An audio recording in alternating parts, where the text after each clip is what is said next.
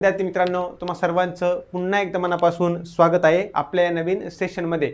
तर आजच्या लेक्चरमध्ये आपण इतिहास आणि पॉलिटी म्हणजे राज्यघटना किंवा नागरिकशास्त्र या घटकाचे प्रश्न बघणार आहोत। एकदा मला सर्वांनी फक्त सांगायचं आहे, ऑडिओ व्हिडिओ सर्व क्लिअर आहे का? सर्वांना माझा आवाज व्यवस्थित येतोय का? आणि स्क्रीन सर्वांना व्यवस्थित दिसते का? चलो, सर्वांना सर्व क्लिअर असेल तर लगेच आपण लेक्चरला सुरुवात करूयात। पहिला प्रश्न आहे, भारतीय संविधानाच्या 61व्या घटनादुरुस्तीबाबत खालील विधाने विचारात घ्या। 61वी जी घटनादुरुस्ती आहे तर त्यामध्ये काय नेमकं तरतूद केलेली आहे ते आपल्याला या ठिकाणी सांगायचं आहे। पटपट सर्वांनी उत्तर देण्याचा प्रयत्न करायचा आहे। आता 61व्या घटनादुरुस्तीबद्दल आपल्याला बोललंय, तर मग बघूयात आपण काय काय सांगितले। पहिले विधाने, या घटनादुरुस्तीद्वारे मतदान करण्याचं वय 21 वर्षावरून 18 वर्ष करण्यात आलेलं आहे। ही घटनादुरुस्ती 1988 मध्ये संमत करण्यात आली आणि 1989 मध्ये लागू झाली। यावेळी राजीव गांधी भारताचे पंतप्रधान होते। तुम्हाला सांगायचं आहे, खालीलपैकी कोणती विधानं बरोबर आहेत? खालीलपैकी कोणती विधाने बरोबर आहेत? आता सगळ्यात पहिल्यांदा घटनादुरुस्ती, ज्याला आपण कॉन्स्टिट्यूशनल अमेंडमेंट असं म्हणतो, घटनादुरुस्ती। तर घटनादुरुस्तीची जी पद्धत आहे ही आपण कुणाकडून घेतली आहे? ही आपण दक्षिण आफ्रिकेच्या राज्यघटनेतून घेतली आहे, दक्षिण आफ्रिकेकडून घेतलेली आहे। आणि महत्त्वाचं म्हणजे घटनादुरुस्तीची पद्धत आपल्याला आपण जर बघितलं कोणत्या कलमामध्ये दिलेली आहे, तर कलम 368 मध्ये। हे पण तुम्हाला लक्षात ठेवायचं बरं का। घटनादुरुस्ती जी आहे, घटनादुरुस्ती म्हणजे काय, तर आपलं जे संविधान आहे, संविधानाच्या ज्या तरतुदी आहेत त्याच्यामध्ये जर काही बदल करायचा असेल तर त्याला आपण म्हणतो घटनादुरुस्ती। आपलं जे संविधान आहे, जी आपली राज्यघटना आहे, त्याच्यामध्ये आपल्याला काही बदल करायचा असेल तर ती झालं कॉन्स्टिट्यूशनल अमेंडमेंट, घटनादुरुस्ती। बरोबर, हे आपण कुठून घेतलंय? दक्षिण आफ्रिकेकडून घेतलंय। आणि कलम 368 घटनादुरुस्तीशी संबंधित आहे, हे पण मला माहिती असणं गरजेचं आहे। आता घटनादुरुस्तीबद्दल जर आपण बघितलं, काही महत्त्वाच्या घटनादुरुस्ती आहेत ज्या परीक्षेला वारंवार विचारल्या जातात। आपल्याला त्यामधली 7वी घटनादुरुस्ती एक लक्षात ठेवायची, ज्या महत्त्वाच्या आहे त्याच्याबद्दलच सांगतो बरं का। फक्त 7वी घटनादुरुस्ती आहे, या 7व्या घटनादुरुस्तीने काय सांगितलं, एकच व्यक्ती राज्यपाल राहू शकतात। ते दोन किंवा म्हणजे एकापेक्षा जास्त राज्यांचे राज्यपाल, 2 राज्यांचे राहू शकतात एखादा व्यक्ती, हे आपल्याला सांगितलं। त्याचप्रमाणे हायकोर्ट जे आहे तर एकापेक्षा जास्त राज्यांसाठी म्हणजे 2 राज्यांसाठी सुद्धा काय असू शकतं, एकच हायकोर्ट असू शकतं, हे पण 7व्या घटनादुरुस्तीने सांगितलं। त्यानंतर जर आपण बघितलं तर 42वी घटनादुरुस्ती अतिशय महत्त्वाची। तुम्हाला डायरेक्ट प्रश्न विचारतील की महत्त्वाचं की मिनी कॉन्स्टिट्यूशन हे कोणत्या घटनादुरुस्तीला म्हणतात? तर मिनी कॉन्स्टिट्यूशन लक्षात ठेवायचं 42व्या घटनादुरुस्तीला म्हणतात। का बरं? तर यामध्ये या घटनादुरुस्तीने संविधानामध्ये खूप जास्त बदल केले होते, हे पण लक्षात ठेवायचं। 42व्या घटनादुरुस्तीने महत्त्वाचं मूलभूत कर्तव्य समाविष्ट करण्यात आली होती। मूलभूत कर्तव्य कोणत्या घटनादुरुस्तीने समाविष्ट केली? तर ती आहेत 42वी घटनादुरुस्ती। ज्या वेळेस मूलभूत कर्तव्य समाविष्ट केली त्यावेळेस 10 होते, नंतर परत एक ऍड केलं। आता जर तुम्हाला विचारलं, प्रश्न समजून घ्या, प्रश्न 3 पद्धतीचा विचारतात मूलभूत कर्तव्यावर। तर सगळ्यात पहिला प्रश्न आहे की ज्यावेळेस आपलं संविधान लागू झालं त्यावेळेस मूलभूत कर्तव्य किती होती? 0 होती। सुरुवातीला राज्यघटनेमध्ये एकही मूलभूत कर्तव्य नव्हतं। 42व्या घटनादुरुस्तीने स्वर्णसिंग समितीच्या शिफारशीनुसार 10 मूलभूत कर्तव्य ऍड केली 1900 जर आपण बघितलं 76ला 42व्या घटनादुरुस्तीने। त्यानंतर 86वी घटनादुरुस्ती झाली 2002 मध्ये। त्या घटनादुरुस्तीने अजून एक मूलभूत कर्तव्य ऍड केलं। म्हणजे तुम्हाला विचारलं तर घटनेच्या सुरुवातीला किती मूलभूत कर्तव्य होती? 0 होती। त्यानंतर 42व्या घटनादुरुस्तीने किती ऍड केली? 10। आणि आत्ताच्या कंडिशनमध्ये 2026 मध्ये जर विचारलं तर आपल्या घटनेमध्ये किती मूलभूत कर्तव्य आहेत? 11 मूलभूत कर्तव्य आहेत, हे मला माहिती असणं गरजेचं आहे। समजलं सर्वांना? क्लिअर आहे? म्हणजे टोटल 11 सध्या मूलभूत कर्तव्य आहेत। त्यानंतर आपल्याला बघायचं आहे, त्यानंतर कोणती आहे? त्यानंतर आहे आपली क्लिअर। त्यानंतर 61वी घटनादुरुस्ती। 61वी घटनादुरुस्तीने काय केलं? मतदान करण्याचं वय हे 21 वर्षावरून कमी करून 18 वर्ष केलं। म्हणजे अगोदर 61व्या घटनादुरुस्तीच्या अगोदर भारतामध्ये ज्याचं वय 21 वर्ष आहे तो मतदान करू शकत होता, आता ज्याचं वय 18 वर्ष आहे तो मतदान करू शकतो, हे पण लक्षात घेणं गरजेचं आहे। त्यानंतर तुमच्यासाठी एक प्रश्न आहे, मला सांगा पक्षांतर बंदी कायदा हा कोणत्या घटनादुरुस्तीने आला? बंदी कायदा हा कोणत्या घटनादुरुस्तीने आला? पक्षांतर बंदी कायदा म्हणजे काय थोडक्यात सांगतो बरं का. आता तुम्ही हे राजकारणामध्ये सध्या जर तुम्ही बघितलं खूप मोठ्या प्रमाणात तुम्हाला दिसणार आहे. एखादा व्यक्ती आहे, ए नावाचा व्यक्ती, मी तुम्हाला काय सांगतोय, ए नावाचा व्यक्ती आहे, तो एबीसी नावाच्या पक्षाकडून तिकीट लढला. पक्षांतर बंदी म्हणजे काय, ए नावाचा व्यक्ती आहे, तो एबीसी नावाच्या पक्षाकडून तिकीट मिळालं, त्याला निवडणूक लढला आणि तो जिंकला. तो काय झालं, जिंकला. आणि जिंकल्यानंतर काय झालं त्याला काय माहिती, त्याने काय केलं, त्याने XYZ नावाच्या पक्षामध्ये प्रवेश केला. XYZ नावाच्या पक्षामध्ये प्रवेश केला. हे तर आपण काय म्हणू शकतो, पहिली गोष्ट म्हणजे त्या एबीसी नावाच्या पक्षाबरोबर पण प्रॉब्लेम झाला आणि ज्या जनतेने त्याला मत दिलं होतं त्यांच्याबरोबर पण हे चुकीचं झालं. म्हणून असा व्यक्ती काय होतो, अशा व्यक्तीचं जो ज्यावर पदावर निवडून आलाय, म्हणजे आमदार झाला असेल तर आमदार, खासदार झाला असेल तर खासदार, त्याचं हे पद जाऊ शकतं. याला म्हणतात पक्षांतर बंदी कायदा. क्लिअर आहे सर्वांना? तुम्हाला सांगायचंय मग पक्षांतर बंदी कायदा ही कितवी घटनादुरुस्ती आहे? 52वी घटनादुरुस्ती आहे, लक्षात ठेवा. त्यानंतर 73वी घटनादुरुस्ती आणि 74वी घटनादुरुस्ती हे कशाबद्दल आहे? स्थानिक स्वराज्य संस्थेबद्दल आहे, बरोबर आहे की नाही?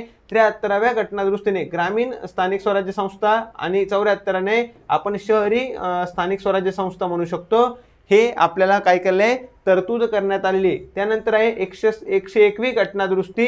101व्या घटनादुरुस्तीने जीएसटीची तरतूद केली. आता या भरपूर अजून घटनादुरुस्ती आहेत. 102 आहे, 103 आहे, 104 आहे.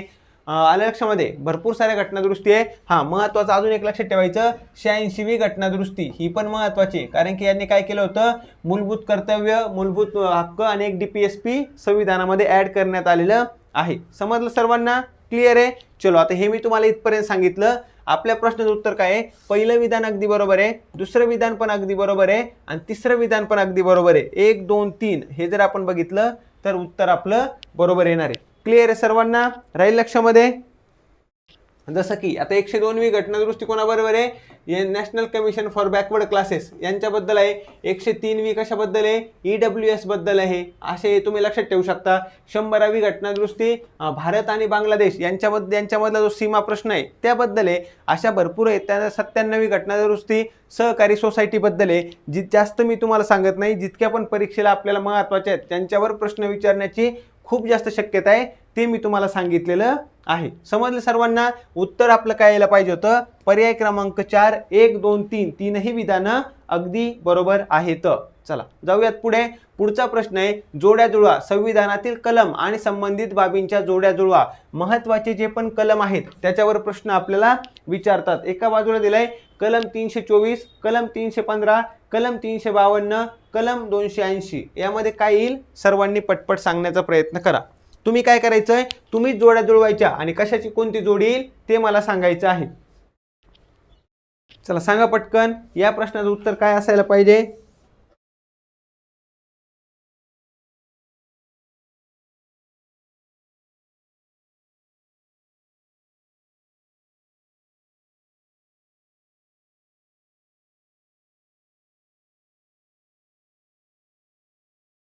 आता इकडे जर तुम्ही बघितलं तर काही महत्त्वाच्या घटनात्मक संस्था दिलेल्या आहेत बरं का. घटनात्मक संस्था म्हणजे काय असतं, कॉन्स्टिट्यूशनल बॉडीज म्हणजे काय असतं, महत्त्वाचं ज्या संस्थांचा उल्लेख राज्यघटनेमध्ये केलेला आहे, ज्या संस्थांचा उल्लेख राज्यघटनेमध्ये केला आहे त्याला आपण घटनात्मक संस्था असं म्हणतो बरं का. आणि ज्या संस्थांची निर्मिती ही संसदेच्या कायद्याद्वारे झालेली आहे त्यांना आपण वैधानिक किंवा स्टॅच्युटरी बॉडीज असं म्हणतो. आता तुम्हाला प्रश्न विचारला जातो, दोन पद्धतीचा प्रश्न विचारतात, खालीलपैकी घटनात्मक संस्था कोणत्या आहे, खालीलपैकी घटनात्मक संस्था कोणत्या आणि खालीलपैकी बिगर घटनात्मक संस्था कोणत्या. काय विचारतील तुम्हाला, बिगर घटनात्मक संस्था कोणत्या. मग तुम्हाला काही घटनात्मक संस्था पण सांगतो आणि बिगर घटनात्मक संस्था सुद्धा सांगतो बरं का. घटनात्मक किंवा कॉन्स्टिट्यूशनल बॉडीज मध्ये कोण कोण येतं, एक तर आहे आपला निवडणूक आयोग, एक कोणता आहे आपला निवडणूक आयोग आहे. त्यानंतर दुसरं महत्त्वाचं तुम्हाला लक्षात ठेवायचं, आपलं केंद्रीय लोकसेवा आयोग UPSC MPSC आपण ज्याला म्हणतो लोकसेवा आयोग, हे सुद्धा कशामध्ये येतं,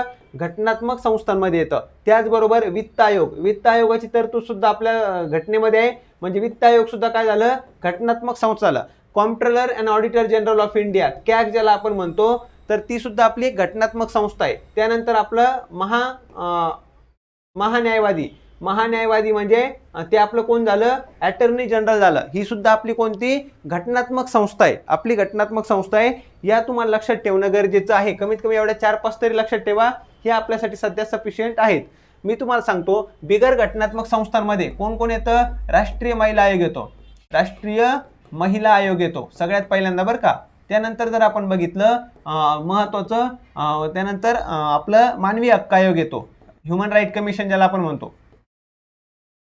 त्यानंतर आपलं नीती आयोग आहे, नीती आयोग. या सर्व आपल्या नीती आयोग झाला, या सर्व आपल्या कोणत्या आहेत? या आपल्या बिगर घटनात्मक संस्था आहेत. तुम्हाला लक्षात ठेवणं गरजेचं आहे. राहील लक्षात सर्वांना? क्लिअर आहे परीक्षेच्या दृष्टीने. त्यानंतर केंद्रीय माहिती आयोग हे सुद्धा आपलं कशामध्ये येतं? बिगर घटनात्मक मध्ये येतं. तुम्हाला प्रश्न विचारला तर उत्तर देता येणं अपेक्षित आहे. आता कलम 324 मध्ये काय सांगितलंय? कलम 324 मध्ये सांगितलं आपल्याला निवडणूक आयोगाची माहिती, निवडणूक आयोगाची. कलम 315 मध्ये सांगितलंय लोकसेवा आयोगाची माहिती. कलम 352 मध्ये सांगितलंय राष्ट्रीय आणीबाणी आणि कलम 280 मध्ये सांगितलंय वित्त आयोग. आता म्हणजे उत्तर काय येणार आहे आपलं? अ चं उत्तर पाहिजे होतं, अ चं पाहिजे होतं 2, ब चं पाहिजे होतं 4, त्यानंतर क चं पाहिजे होतं 1 आणि ड चं पाहिजे होतं 3. ज्यांनी पण या पद्धतीने उत्तर दिलंय सर्वांचं उत्तर काय असेल? बरोबर असणार आहे. अशा पद्धतीने ज्यांनी उत्तर दिलंय सर्वांचं उत्तर अगदी बरोबर आहे. अ चं 2, ब चं 4, 2 2 4 1 3, 2 4 1 3 ज्यांचं उत्तर आहे 2 4 1 3 त्यांचं उत्तर अगदी बरोबर आहे. आलं लक्षामध्ये? इथं आपल्याला आता राष्ट्रीय आणीबाणी दिले बरं का. आणीबाणी ही 3 प्रकारची असते, 3 प्रकारची आहे. 352 मध्ये एक सांगितली आहे, 356 मध्ये एक सांगितली आहे आणि 360 मध्ये सांगितली आहे. 352 म्हणजे काय? राष्ट्रीय आणीबाणी, राष्ट्रीय आणीबाणी. 356 म्हणजे काय? याला आपण घटनात्मक आणीबाणी म्हणतो किंवा याला राष्ट्रपती राजवट असं म्हणतात, राष्ट्रपती राजवट किंवा घटनात्मक. आणि 360 म्हणजे काय? आर्थिक किंवा वित्त आणीबाणी, आर्थिक आणीबाणी. आता एक महत्त्वाचं लक्षात ठेवायचं, आर्थिक आणीबाणी जी आहे ना कलम 360 नुसार आतापर्यंत एकदाही आपल्या देशामध्ये लावण्यात आलेले आहे. एकदा पण आतापर्यंत घटना म्हणजे आपली आर्थिक आणीबाणी लावण्यात आलेली नाहीये. समजलं सर्वांना? त्यानंतर पुढचं आहे निवडणूक आयोग. निवडणूक आयोगाबद्दल तुम्हाला थोडंसं जास्त एक्सप्लेन करतो, कारण की हा प्रश्न मला असं वाटतं विचारला जाऊ शकतो. निवडणूक आयोगाबद्दल तुम्हाला प्रश्न विचारण्याची शक्यता आहे. मी तुम्हाला काय सांगितलं? सर्वात सुरुवातीला निवडणूक आयोगाची तरतूद कशामध्ये? कलम 324 मध्ये आहे. कशामध्ये? कलम 324 मध्ये. लक्षात घ्या बरं का. आता हे तुमचं एकदम व्यवस्थित क्लिअर होईल, फक्त तुम्हाला व्यवस्थित लक्ष देणं गरजेचं आहे. इथपर्यंत सर्वांना समजतंय का मला सांगा? आतापर्यंत जे पण मी सांगण्याचा प्रयत्न केलाय सर्वांना समजलंय का? पटपट सर्वांनी सांगा. आपण काय बघतोय? आपण बघतोय निवडणूक आयोगाबद्दल. आता निवडणूक आयोग, निवडणूक आयोग इलेक्शन कमिशन ऑफ इंडिया आपण ज्याला म्हणतो, निवडणूक आयोगाची तरतूद कलम 324 मध्ये करण्यात आलेली. कशामध्ये? कलम 324 मध्ये करण्यात आलेली आहे. आणि महत्वाचं म्हणजे यस अगदी बरोबर आहे. आता आपण जर बघितलं तुम्हाला 2 प्रकारचे निवडणूक आयोग लक्षात ठेवायचे बरं का. एक आहे इलेक्शन कमिशन ऑफ इंडिया, म्हणजे ज्याला फक्त आपण निवडणूक आयोग किंवा भारताचा निवडणूक आयोग असं म्हणू शकतो. आणि दुसरा कोणता आहे? राज्य निवडणूक आयोग, राज्य निवडणूक आयोग. आता तुम्हाला इंटरेस्टिंग प्रश्न सांगणार आहे. महत्वाचं म्हणजे जो निवडणूक आयोग आहे इलेक्शन कमिशन ऑफ इंडिया, भारताचा निवडणूक आयोग आहे. मला सांगा बरं, या निवडणूक आयोगाचे सध्याचे आपण म्हणू शकतो की मुख्य निवडणूक आयुक्त कोण आहेत? सर्वात महत्वाचं, मुख्य निवडणूक आयुक्त कोण आहेत? खरं म्हणजे इलेक्शन कमिशनर ऑफ इंडिया म्हणजे एक असतात मुख्य निवडणूक आयुक्त आणि त्यांच्या बरोबर 2 निवडणूक आयुक्त असतात. म्हणजे भारताचा निवडणूक आयोग हा किती जणांनी मिळून बनलेला आहे असा जर मला प्रश्न विचारला तर एकूण 3 जण असतात. एक असतात मुख्य निवडणूक आयुक्त आणि त्यांच्या मदतीला असतात 2 निवडणूक आयुक्त. बरोबर आहे नाही? हे झालं आपला पहिला पॉईंट. आता निवडणूक आयोग जो आहे, निवडणूक आयोगाचं काम काय आहे? निवडणूक आयोगाचं काम काय आहे? महत्वाचं की निवडणुका घेणं. मग भारताचा निवडणूक आयोग कुणाकुणाच्या निवडणुका घेतो असा प्रश्न विचारतील आणि तिथं तुम्ही 100% कुठे चुकणार आहे ते मी तुम्हाला सांगतो. भारताचा निवडणूक आयोग कुणाकुणाच्या निवडणुका घेतो? एक म्हणजे भारताच्या राष्ट्रपतीची निवडणूक असेल ते. त्यानंतर आपण जर बघितलं उपराष्ट्रपतीची निवडणूक, राष्ट्रपती, उपराष्ट्रपती. त्यानंतर तिसरा आहे लोकसभा, चौथा आहे राज्यसभा. आणि आता इथून पुढे खरं लक्षात ठेवायचं आहे की राज्याच्या विधानसभेची निवडणूक घेण्याचं काम सुद्धा कोण करतं? भारताचा निवडणूक आयोग घेतो. आणि विधान परिषदेच्या निवडणुका घेण्याचं काम सुद्धा कोण करतं? महत्वाचं लक्षात ठेवायचं, भारताचा निवडणूक आयोग करतो. असं कुणीही करायचं नाहीये. ज्यावेळेस तुम्हाला विचारतील राज्य निवडणूक आयोग कोणत्या निवडणुका घेतो, तर मग राज्यामध्ये विधानसभा असतं, राज्यामध्ये विधान परिषद असतं. आपल्याला काय वाटेल? आपल्याला काय वाटेल की महत्त्वाचं, आपल्याला वाटेल की राज्य निवडणूक आयोग या निवडणुका घेतो. नाही, विधानसभा असू द्या, विधान परिषद असू द्या, लोकसभा असू द्या, राज्यसभा असू द्या, राष्ट्रपती आणि उपराष्ट्रपती या 6 निवडणुका घेण्याचं काम कोणाचं आहे? भारताचा निवडणूक आयोग इलेक्शन कमिशन ऑफ इंडियाचं काम आहे. आणि राज्य निवडणूक आयोग कोणत्या निवडणुका घेता? मग फक्त आणि फक्त स्थानिक स्वराज्य संस्थेच्या. हे पण अतिशय महत्त्वाचं आहे. स्थानिक स्वराज्य संस्थेच्या निवडणुका कोण घेणार आहे? तर राज्य निवडणूक आयोग. म्हणजे स्थानिक स्वराज्य संस्थेमध्ये कोण येतं? ग्रामपंचायत, नगरपंचायत, महानगरपालिका, पंचायत समिती, जिल्हा परिषद या सर्व निवडणुका कोण घेतं? राज्य निवडणूक आयोग घेतं. हा फरक तुम्हाला माहिती असणं गरजेचं आहे, कारण की परीक्षेला यावर प्रश्न विचारतात का? येस, 100% प्रश्न विचारला जाऊ शकतो. समजलं? तुम्हाला कुठं फक्त बघायचंय हे महत्वाचं आहे. विधानसभा आणि विधान परिषद याच्या निवडणुका सुद्धा कोण घेतं? भारताचा निवडणूक आयोग घेतो. हे तुमच्या लक्षात आलं की आपलं काम झालेलं आहे. समजलं? क्लिअर आहे? चलो, आता इथपर्यंत समजलंय तुम्हाला? येस, बाकीचे जितकं सांगण्यासारखं होतं ते महत्त्वाचं सांगितलेलं आहे. जाऊयात आपण पुढच्या प्रश्नाकडे. पुढचा प्रश्न आहे भारतीय संविधानाची प्रस्तावना, प्रिएम्बल याबाबत खालील विधाने विचारात घ्या. प्रस्तावना हा संविधानाचा अविभाज्य भाग आहे असं केशवानंद भारती खटल्यामध्ये सर्वोच्च न्यायालयाने स्पष्ट केलं. प्रस्तावनेत आजवर 2दा दुरुस्ती करण्यात आलेली आहे आणि प्रस्तावनेतील न्याय ही संकल्पना रशियन क्रांतीकडून घेण्यात आलेली आहे. चला सांगा बरं.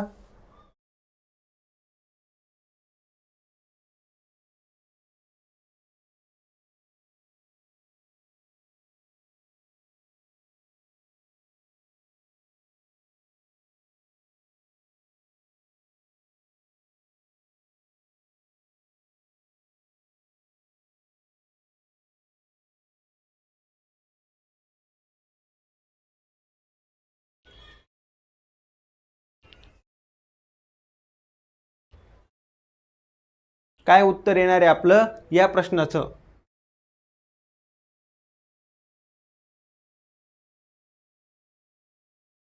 चला, आता आपण बघून घेऊया महत्वाचा प्रस्तावना किंवा ज्याला आपण प्रिएम्बल असं म्हणतो. प्रस्तावना किंवा ज्याला आपण काय म्हणतो? प्रिएम्बल असं म्हणतो. याबद्दल आपल्याला लक्षात घ्यायचं आहे. आपली ही प्रस्तावना आहे ना, ही कशावर आधारित आहे? सगळ्यात पहिल्यांदा जर असा प्रश्न विचारला तर आपल्याला माहिती आहे 13 डिसेंबर 1946ला 13 डिसेंबर 1946ला उद्दिष्टांचा ठराव मांडला होता. कशाचा? तर उद्दिष्टांचा ठराव मांडला होता पंडित जवाहरलाल नेहरूंनी. बरोबर आहे की नाही? महत्वाचं, त्याच्यावर आधारित काय आहे? आपली प्रस्तावना आहे. आपल्या प्रस्तावनेची सुरुवात आम्ही भारताचे लोक अशी होते. आम्ही भारताचे लोक म्हणजेच we the people of India. बरोबर आहे? We the people of India किंवा वी द पीपल इथपर्यंत तुम्ही लक्षात ठेवू शकता. ही तरतूद अमेरिकेकडून घेतलेली आहे. ही तरतूद आपण कुठून घेतलेली आहे? वी द पीपल म्हणजे अमेरिकेकडून घेतलेली आहे. आता प्रस्तावना जर बघितली तर यामध्ये अजून काही बाबी आहेत. एक तुम्हाला 3 गोष्टी लक्षात ठेवायच्या. प्रस्तावनेबद्दल 3 न्यायालयीन खटले आहेत. किती? 3 कोर्ट केसेस आहेत. सगळ्यात पहिल्यांदा आहे बेरुबारी युनियन. पहिली कोणती आहे? बेरुबारी युनियन. एवढंच लक्षात ठेवायचं. हा खटला होता 1960चा आणि यामध्ये कोर्टाने काय सांगितलं? कोर्ट म्हटलं की प्रस्तावना हा राज्यघटनेचा भाग नाही. तुम्हाला प्रश्न विचारतील कोणत्या? महत्वाचं की तुम्हाला विचारतील की असे कोणता खटला आहे ज्यामध्ये कोर्टाने सांगितलं किंवा सुप्रीम कोर्टाने सर्वोच्च न्यायालयाने सांगितलं की आपण जर बघितलं आपलं प्रस्तावना किंवा प्रिएम्बल हे राज्यघटनेचा भाग नाहीये, असं कोणत्या खटल्यामध्ये सांगितलं होतं? बेरुबारी युनियन 1960 मध्ये सांगितलं होतं. मग दुसरा खटला आहे केशवानंद भारती खटला. हा 1973चा. यामध्ये कोर्टाने काय सांगितलं की महत्वाचं प्रिएम्बल हे राज्यघटनेचा आपल्या संविधानाचा भाग आहे. आणि तिसरा खटला झाला होता LIC इंडिया. हा खटला झाला होता. हा झाला होता 1995 मध्ये. कधी? 1995 मध्ये. याच्यामध्ये पण कोर्टाने काय सांगितलं की प्रिएम्बल आपली प्रस्तावना जी आहे ही राज्यघटनेचा भाग आहे. म्हणजे या 3 तुम्हाला लक्षात ठेवायचं. काय? या 3 लक्षात ठेवायचं. महत्वाच्या कोर्ट केसेस बेरुबारी युनियन प्रस्तावना भाग नाहीये. केशवानंद भारती प्रस्तावना राज्यघटनेचा अविभाज्य भाग आहे. आणि LIC इंडियामध्ये पण काय सांगितलं की हा महत्वाचा आपल्या राज्यघटनेचा भाग आहे. म्हणजे जर आता इथपर्यंत यावरून जर आपण बघितलं तर तुम्हाला काय समजलं? प्रस्तावना संविधानाचा अविभाज्य भाग आहे असं केशवानंद भारती खटल्यामध्ये 1973ला सर्वोच्च न्यायालयाने सांगितलं होतं का? अगदी बरोबर सांगितलं होतं. हे तर आपल्याला झालेलं आहे. प्रस्तावनेमध्ये आजपर्यंत दोनदा दुरुस्ती केली का? नाही, आजपर्यंत दोनदा दुरुस्ती नाही करण्यात आली. आजपर्यंत एकदाच फक्त दुरुस्ती करण्यात आलेली बरं का. किती वेळा? फक्त एकदा. कधी, कसं, काय ते मी तुम्हाला पुढे सांगणार आहे. म्हणजे दुसरं विधान तुमचं चुकलं. ज्यावेळी दुसरं विधान आपलं चुकलंय, तुम्हाला पहिलं उत्तर येणार नाहीये, तुमचं दुसरं उत्तर येणार नाहीये आणि तुमचं डी पण उत्तर येणार नाही. म्हणून आपलं उत्तर काय आलंय? पर्याय क्रमांक 3 1 आणि 3. आता तिसरं तुम्हाला बाय डिफॉल्ट काय झालं? बरोबरच झालं. काय झालं? बरोबरच झालं. हे पण तुम्हाला लक्षात घेणं गरजेचं आहे. प्रश्नाचं उत्तर देत असताना प्रश्न व्यवस्थित वाचत चला. काही जण काय करतात मी बघितलं, जसं वरीलपैकी सर्व दिसेल ना, बाकीचा विचार न करता डायरेक्ट वरीलपैकी सर्व टिक करतात. काय करतात? बाकी काही नाही बघायचं, डायरेक्ट वरीलपैकी सर्व टिक करायचं. वरीलपैकी सर्व प्रत्येक ठिकाणी उत्तर नसतं. प्रश्न तुम्हाला व्यवस्थित वाचणं गरजेचं आहे. इथपर्यंत सर्वांना समजतंय? आपल्याला बघायचं पुढचा पॉइंट आता महत्वाचा. समजलं? याच्यामध्ये अजून तुम्हाला काही गोष्टी सांगायच्या असल्या तर सांगून टाकतो बरं का. आपल्या जी प्रस्तावना आहे त्याची सुरुवात कशी आहे? कशी आहे तर सार्वभौम समाजवादी धर्मनिरपेक्ष लोकशाही गणराज्य हे 5 शब्द तुम्हाला लक्षात ठेवायचे बरं का. आपल्या प्रस्तावनेच्या सुरुवातीमध्ये काय दिलेलं आहे? सार्वभौम समाजवादी धर्मनिरपेक्ष लोकशाही गणराज्य. त्याच्यामध्ये आपल्याला दिलेला आहे न्याय. न्याय कोणत्या प्रकारचा न्याय दिलाय? सामाजिक, आर्थिक आणि राजकीय न्याय. नाव आपल्याला काय दिलंय? न्याय कोणत्या पद्धतीचा दिलेला आहे? सामाजिक, आर्थिक आणि राजकीय न्याय. त्याचबरोबर सामाजिक, आर्थिक, राजकीय न्याय झाला. त्यानंतर तुम्हाला लक्षात ठेवायचं आपल्याला स्वातंत्र्य दिलेलं आहे. स्वातंत्र्य कोणत्या गोष्टीचं दिलंय हे पण तुम्हाला लक्षात ठेवायचं. स्वातंत्र्य सांगा बरं.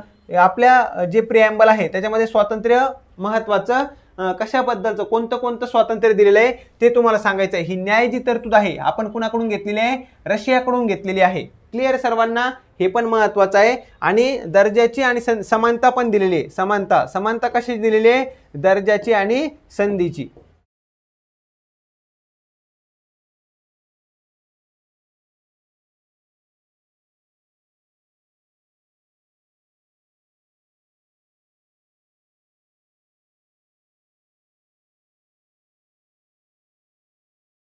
चला सांगा. तर काय आहे? स्वातंत्र्य, विचार, अभिव्यक्ती, विश्वास, श्रद्धा आणि उपासना या सर्वांचं आपल्याला काय आहे? स्वातंत्र्य आहे. हे पण तुम्हाला लक्षात ठेवायचं. आपल्या राज्यघटनेमध्ये एकदाच काय करण्यात आलं होतं? महत्वाचं घटना याच्यामध्ये आपल्या प्रिॲम्बलमध्ये प्रस्तावनेमध्ये एकदाच फक्त घटना दुरुस्ती करण्यात आली. 42वी घटना दुरुस्ती 1976 ला. याच्यामध्ये काय करण्यात आलं? 3 शब्द ऍड केले होते. समाजवादी, समाजवादी, त्यानंतर आहे धर्मनिरपेक्ष, धर्मनिरपेक्ष आणि एकात्मता. एकात्मता हे 3 शब्द कधी ऍड करण्यात आले किंवा कोणते 3 शब्द ऍड करण्यात आले असा पण प्रश्न तुम्हाला वारंवार विचारतात. हे 3 शब्द लक्षात ठेवा. त्याच्यामध्ये काय काय दिले हे पण सांगितलं. पहिले 5 शब्द कोणते हे पण सांगितलं. त्यामध्ये न्याय कोणता आहे? न्याय पण सांगितलाय. समानता कशाची आहे आणि स्वातंत्र्य कशाचं आहे हे सर्व तुम्हाला परीक्षेच्या विषयी गरजेचं आहे. कोणते 3 शब्द ऍड केले ते सर्वात जास्त आहे? समाजवादी, धर्मनिरपेक्ष आणि एकात्मता. क्लिअर? चलो जाऊयात आपण पुढे. पुढचा प्रश्न आपल्याला बघायचा आहे 1857च्या उठावाबाबत खालील विधानं विचारात घ्या. उठाव 10 मे 1857 ला मिरत या ठिकाणी सुरू झाला होता. उठावाच्या वेळी भारताचा गव्हर्नर जनरल लॉर्ड डलहौसी होता. मिरत म्हणजे इथं मेरठ आहे बरं का. इथंच हे मेरठच आहे. चला पुढचं आहे विनायक दामोदर सावरकर यांनी या उठावाला भारताचं पहिलं स्वातंत्र्य समर असं म्हटलेलं आहे. खालीलपैकी योग्य विधाने विचारात घ्या. फक्त 1 आणि 2, 2 आणि 3, फक्त 1 आणि 3, 1 2 3. काय आपलं उत्तर येणार आहे?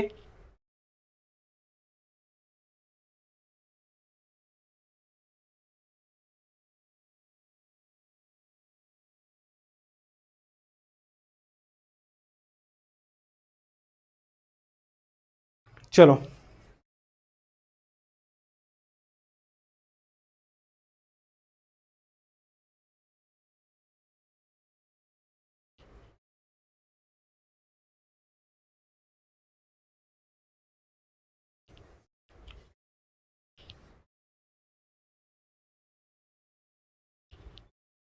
बघा आता महत्त्वाचं आपल्याला बघायचं आहे 1857चा उठाव. 1857च्या उठावाबाबत काय काय प्रश्न विचारतात ते तुम्हाला ऑलरेडी मी सांगितले, परत एकदा सांगतो. एक म्हणजे 1857च्या उठावावेळी गव्हर्नर जनरल कोण होता, तर तो होता कॅनिंग. आणि 1857च्या उठावावेळी मुघल बादशाह कोण होता असा प्रश्न विचारला तर बहादूर शाह जफर हे तुम्हाला लक्षात ठेवायचं आहे.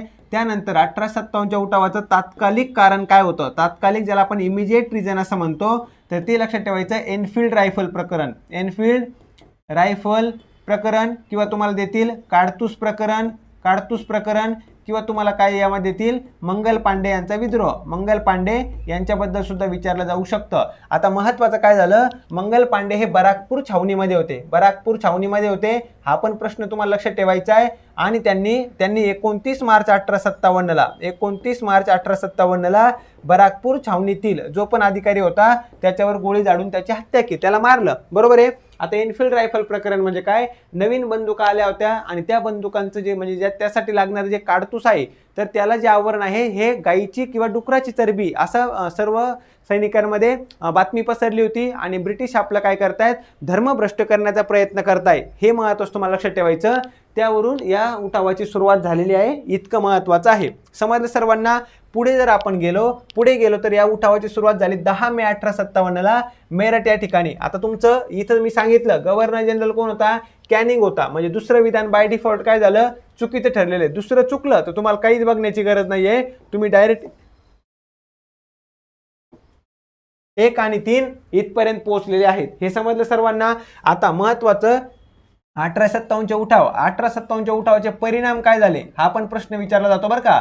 1857च्या उठावाचे परिणाम काय झाले, सगळ्यात पहिल्यांदा ईस्ट इंडिया कंपनीचा शेवट झाला. म्हणजे काय, भारतातून ईस्ट इंडिया कंपनी हद्दपार झाली. ईस्ट इंडिया कंपनीची सत्ता गेली. प्रश्न असा विचारतील, कधी भारतातून ईस्ट इंडिया कंपनीची सत्ता गेली, त्याला 2 उत्तर आहेत. एक तर 1857चा उठाव त्यामध्ये पर्यायामध्ये असेल, किंवा 1858चा भारत सुशासन कायदा हे असेल बरं का. अतिशय महत्वाचं, ईस्ट इंडिया कंपनी कधी गेली, 1857च्या उठावानंतर. दुसरी महत्वाची गोष्ट, गव्हर्नर जनरल नावाचं जे पद होतं ना, हे पद रद्द केलं आणि त्याच्या जागेवर व्हाईसरॉय नावाचं पद आलं. जर तुम्हाला विचारलं 1857च्या उठावावेळी गव्हर्नर जनरल कोण होता, त्याचं उत्तर आहे कॅनिंग. भारताचा शेवटचा व्हाईसरॉय कोण होता, त्याचं उत्तर पण आहे कॅनिंग. आणि भारताचा पहिला व्हाईसरॉय कोण होता, त्याचं उत्तर पण आहे कॅनिंग. राहील लक्षामध्ये. तिसरं महत्वाचं, भारत मंत्री नावाचं एक नवीन पद आलं आणि या पदावर बसलेला पहिला व्यक्ती होता स्टॅनले. हे सर्व तरतूद कशामध्ये केली, ही सर्व तरतूद केलेली आहे महत्वाची कशामध्ये, 1858चा भारत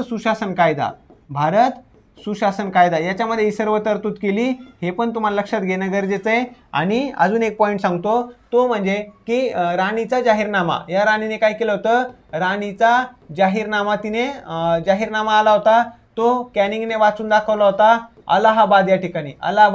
आणि त्यामध्ये काय सांगितलं होतं की आता आम्ही कोणत्याही प्रकारे तुमच्या सामाजिक चालीरीती परंपरा याच्यामध्ये हस्तक्षेप करणार नाही, आम्ही कोणत्याही प्रकारे तुमच्या धार्मिक गोष्टीमध्ये हस्तक्षेप करणार नाही, आम्ही तुमचे जे पण संस्थानिक आहे त्यांना खालसा करणार नाही, त्यांना आमच्या ताब्यामध्ये घेणार नाहीत. क्लिअर आहे. या सर्व बाबी तुम्हाला लक्षात ठेवायच्यात 1857च्या उठावाबाबत. आणि 1857च्या उठावाबाबत काही पुस्तकं लिहिलेली आहेत.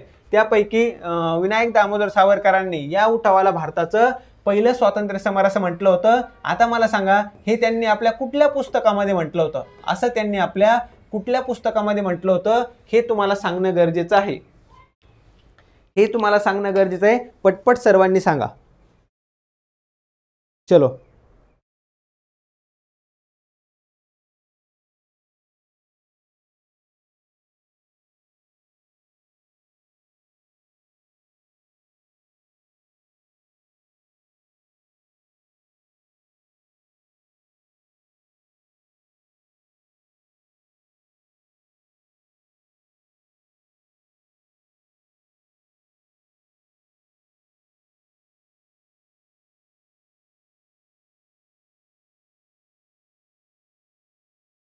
कोणतं पुस्तक होतं ज्याच्यामध्ये त्यांनी भारताचं पहिलं स्वातंत्र्य समर असं म्हटलेलं आहे.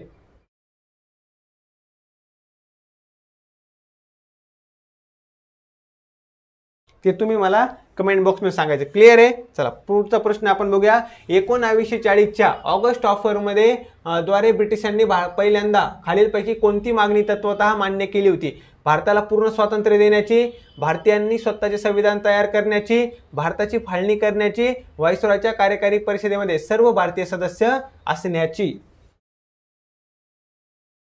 चला सांगा पटपट सर्वांनी, उत्तर देण्याचा प्रयत्न करा. या प्रश्नाचं उत्तर काय येणार आहे? काय उत्तर?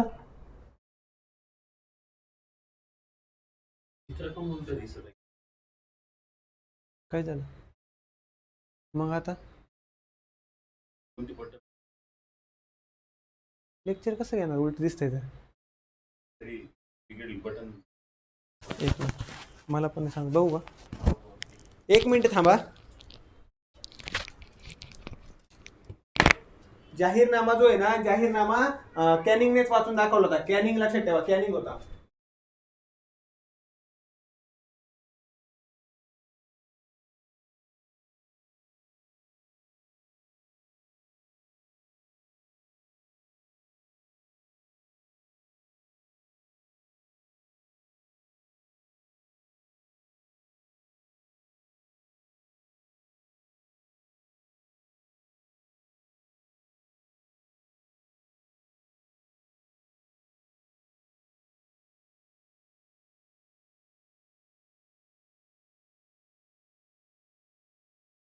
क्लिअर आहे? क्लिअर. चलो सांगा आता काय उत्तर येणार आहे. महत्वाचं आता तुम्हाला पॉइंट सांगतो. महत्वाचं काय, 1939 मध्ये दुसरं महायुद्ध सुरू झालं होतं, बरोबर आहे की नाही? दुसरं महायुद्ध सुरू झालं आणि त्याच वेळेस लिनलिथगो हा व्हाईसरॉय होता. लिनलिथगो नावाचा व्यक्ती कोण होता? व्हाईसरॉय होता. याने काय केलं, भारतीयांना न विचारता भारत सुद्धा या युद्धामध्ये ब्रिटनकडून सहभागी झालाय अशी घोषणा केली. त्याने काय केलं, अशी घोषणा करून टाकली. आणि महत्वाचं जे पण आपले प्रांतिक सरकार होते त्यांनी राजीनामा दिला. प्रांतिक सरकार 1937 पासून 1939 पर्यंत त्यांनी काम केलेलं आहे. यांनी काय केलं, त्यावेळेस राजीनामा दिला आणि भारतीयांच्या मनात असंतोष होता आणि ब्रिटिशांना पाहिजे होतं भारतीयांची मदत. त्यासाठी काहीतरी उपाययोजना द्यायला पाहिजे या उद्देशाने आली होती ऑगस्ट ऑफर 1940ला. कधी आली होती? 1940ला. आणि त्याच्यामध्ये त्यांनी काय सांगितलं? त्याच्यामध्ये त्यांनी सांगितलं की भारताने स्वतःचं संविधान, भारतीयांनी काय करायचं, स्वतःचं संविधान स्वतः तयार करा. म्हणजे आपण एक संविधान सभेची स्थापना करू ज्यामध्ये मुख्यतः कोण असतील? मुख्यतः असतील भारतीय. आता तुम्हाला एक पॉइंट सांगतो बरं का, अतिशय महत्वाचं आहे. संविधान सभेबद्दल 3 महत्वाच्या गोष्टी आहेत. सर्वात पहिल्यांदा की संविधान सभेमध्ये मुख्यतः भारतीय असतील. हे कधी, हे कोणत्या तरतुदी, हे कशामध्ये सांगितलं होतं? हे सांगितलं होतं ऑगस्ट ऑफर 1940 मध्ये. ऑगस्ट ऑफर 1940 मध्ये लक्षात ठेवा. संविधान सभेमध्ये पूर्णतः भारतीय असतील, म्हणजे सर्व हे भारतीय असतील. हे कशामध्ये सांगितलं होतं? 1942च्या क्रिप्स मिशन मध्ये सांगितलं होतं. क्रिप्स मिशन मध्ये 1942. आणि संविधान सभा बनवण्यात आली. कधी? तर ती संविधान सभा बनली, संविधान सभा स्थापन झाली. ही कधी स्थापन झाली? 1946च्या कॅबिनेट मिशन प्लॅनने. अतिशय महत्वाचं आहे, कॅबिनेट मिशन प्लॅन. परीक्षेला तुम्हाला यावर प्रश्न विचारला जाणार आहे, हे लक्षात ठेवायचं आहे. म्हणजे काय करण्यात आलं होतं? महत्वाचं म्हणजे भारताला पूर्ण स्वातंत्र्य त्यांनी कधी मान्य केलं का? नाही केलं. भारतीयांनी स्वतः संविधान तयार करण्याची या ठिकाणी तत्वतः मागणी मान्य करण्यात आली होती. भारताची फाळणी नाही आहे. व्हाईसरॉयच्या कार्यकारी परिषदेमध्ये सर्व सदस्य भारतीय असणं हे सुद्धा नाहीये. हे पण तुम्हाला लक्षात ठेवणं गरजेचं आहे. क्लिअर? आलं लक्षामध्ये? चलो आपण काय करूया, आपण जाऊयात पुढे. पुढचा प्रश्न आहे योग्य जोड्या जुळवा. तुम्हाला एका बाजूला दिलेत राज्य आणि दुसऱ्या बाजूला दिलेत त्यांतील प्रसिद्ध लोकनृत्य. हा प्रश्न पण विचारला जातो बरं का, लक्षात ठेवायचं.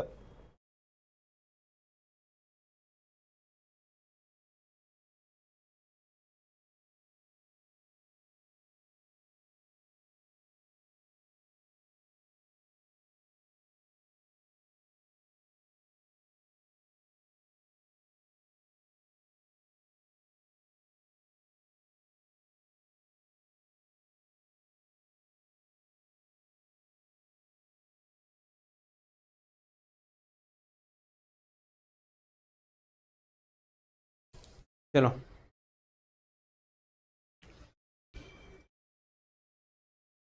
ऑगस्ट ऑफर का म्हणतात, कारण की ऑगस्ट महिन्यामध्ये लिनलिथगो त्यावेळेस कोण होता, व्हाईसरॉय होता, त्याने ऑगस्ट महिन्यामध्ये ही ऑफर म्हणजे अशा प्रकारचा प्लॅन दिला होता, म्हणून त्याला ऑगस्ट ऑफर असं म्हणतात. याच्यामध्ये पूर्ण स्वराज्याचा काहीच उल्लेख नव्हता, डॉमिनियन स्टेटसचा उल्लेख होता. आणि गव्हर्नर जनरलच्या कार्यकारी मंडळामध्ये जास्तीत जास्त भारतीय असतील असं सांगितलं होतं, सगळे भारतीय असतील असं नव्हतं सांगितलं.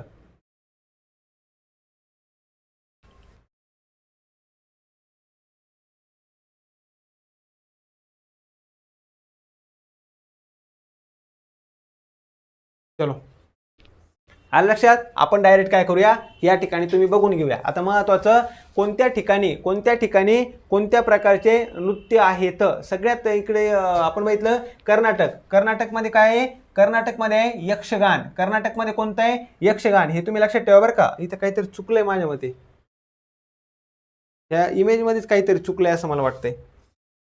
महत्त्वाचे लोकनृत्य आले नाही, दुसरेच आलेत काहीतरी.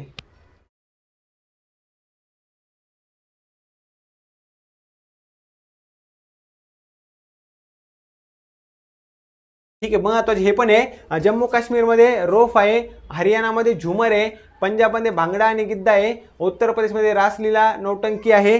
त्यानंतर जर आपण बघितलं त्यानंतर महाराष्ट्रामध्ये आपल्या सर्वांना माहिती आहे, गुजरातमध्ये गरबा दांडी आहे, राजस्थानमध्ये घुमर आहे, त्यानंतर गोवामध्ये फुगडी आहे, पश्चिम बंगालमध्ये छऊ आहे. हे तुम्ही थोडे लक्षात ठेवू शकतात. बाकीचे आता आपण काय करू, आपणच आपल्या जोड्या जुळून घेण्याचा प्रयत्न करूयात. केरळमध्ये काय असतं, केरळमध्ये मोहिनी अट्टम आहे, बरोबर आहे का, म्हणजे अचं 3 यायला पाहिजे बरं का, अचं यायला पाहिजे 3. तामिळनाडूमध्ये भरतनाट्यम आहे, तामिळनाडूमध्ये भरतनाट्यम, बचं किती यायला पाहिजे, 1 यायला पाहिजे. आंध्र प्रदेशमध्ये तुम्हाला कुचिपुडी दिसेल, आंध्र प्रदेशमध्ये कुचिपुडी म्हणजे कचं 2, आणि उत्तर प्रदेशचा आहे कथ्थक म्हणजे डचं काय यायला पाहिजे 4, बरोबर आहे. 3 1 2 4 असं उत्तर यायला पाहिजे. उत्तर काय यायला पाहिजे 3 1 2 4, बरोबर आहे की नाही. 3 1 2 4 हे उत्तर असायला पाहिजे. यावर प्रश्न विचारलेला आहे बरं का. भारतीय राज्य आणि तिथले लोकनृत्य जे आहेत त्यांच्यावर प्रश्न विचारला आहे, आणि हे सर्वात जास्त महत्त्वाचे आहेत. त्याच्यामुळे तुम्ही एवढे तुम्हाला लक्षात ठेवणं गरजेचं आहे. कर्नाटकचं यक्षगान हे पण तुम्ही लक्षात ठेवा, ज्याच्यावर प्रश्न विचारला जाऊ शकतो. पुढे आपण बघूया, पुढचं आहे आंतरराष्ट्रीय संस्था. पुढे काय दिलंय, आंतरराष्ट्रीय संस्था आणि त्यांचे मुख्यालय म्हणजे महत्त्वाच्या इंटरनॅशनल ऑर्गनायझेशन आणि त्यांचं मुख्यालय, याबाबत तुम्हाला अयोग्य जोडी जुळवायची आहे. सगळ्यात पहिलं काय, आंतरराष्ट्रीय न्यायालय ज्याला आपण इंटरनॅशनल कोर्ट ऑफ जस्टिस असं म्हणतो, त्याचं मुख्यालय हेग नेदरलँड या ठिकाणी.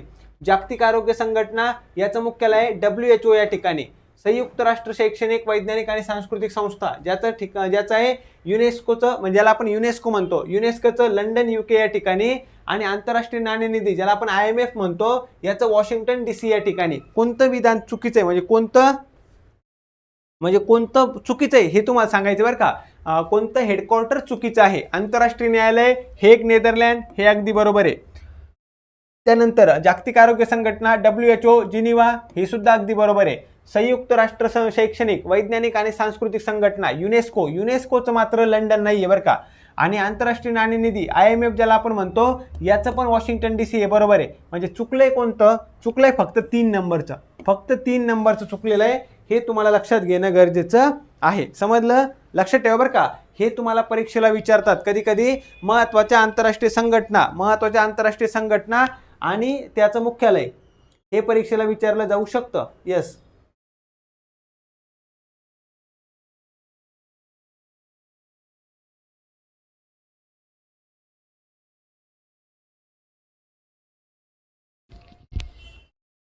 हे आपल्याला विचारलं जाऊ शकतं. चला, पटपट सर्वांना समजलंय. आता आपल्याला काय करायचंय, यांची थोडक्यात माहिती घ्यायची आहे. आंतरराष्ट्रीय न्यायालय ज्याला आपण इंटरनॅशनल कोर्ट ऑफ जस्टिस असं म्हणतो, याची स्थापना 1945ची आहे. आणि मुख्यालय कोणतं आहे, द हेग, हे नेदरलँडमध्ये येतं. आलं लक्षामध्ये. आता नेमकं या आंतरराष्ट्रीय न्यायालयाचं काम काय, संयुक्त राष्ट्रामधील जे पण सदस्य आहेत, संयुक्त राष्ट्रामध्ये जे पण सदस्य देश आहे त्यांच्यामध्ये कोणत्याही प्रकारचा वाद झाला, कायदेशीर विवाद असेल आणि सीमा प्रश्न असेल, हे सोडवण्याचा प्रयत्न कोण करतं, आंतरराष्ट्रीय न्यायालय करतं. हा तुम्हाला लक्षात ठेवायचा आहे. जागतिक आरोग्य संघटनेची स्थापना झाली होती 7 एप्रिल 1948ला. आपल्याला माहिती आहे 7 एप्रिल आपण जागतिक आरोग्य दिन साजरा करतो. का बरं? तर 7 एप्रिल 1948ला या जागतिक आरोग्य संघटनेची स्थापना झाली होती जिनिव्हा, स्वित्झर्लंड या ठिकाणी. बरोबर आहे की नाही? महत्त्वाचं जे पण रोग आहे रोगाबद्दल काय करणं, उपाययोजना करणं, त्याचप्रमाणे सार्वजनिक आरोग्यासाठी आंतरराष्ट्रीय स्तरावर प्रयत्न करणं, कार्य करणं, हे काम कोण करतं? जागतिक आरोग्य संघटना करते. त्यानंतर आहे युनेस्को. युनेस्कोची स्थापना झाली होती 16 नोव्हेंबर 1945ला आणि युनेस्कोचं मुख्यालय कोणतं आहे? पॅरिस आहे. तिथं काय दिलं होतं त्यांनी? लंडन नाही. युनेस्कोचं मुख्यालय कोणतं आहे? पॅरिस म्हणजेच फ्रान्स आहे. जे तुम्हाला लक्षात घेणं गरजेचं आहे.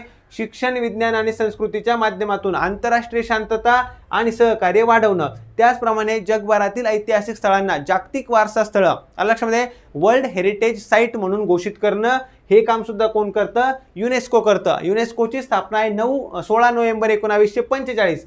आंतरराष्ट्रीय नाणेनिधी ज्याला आपण IMF असं म्हणतो, याची स्थापना 27 डिसेंबर 1945ची आहे. वॉशिंग्टन DC, अमेरिका हे त्याचं मुख्यालय. क्लिअर सर्वांना? आलं लक्षामध्ये?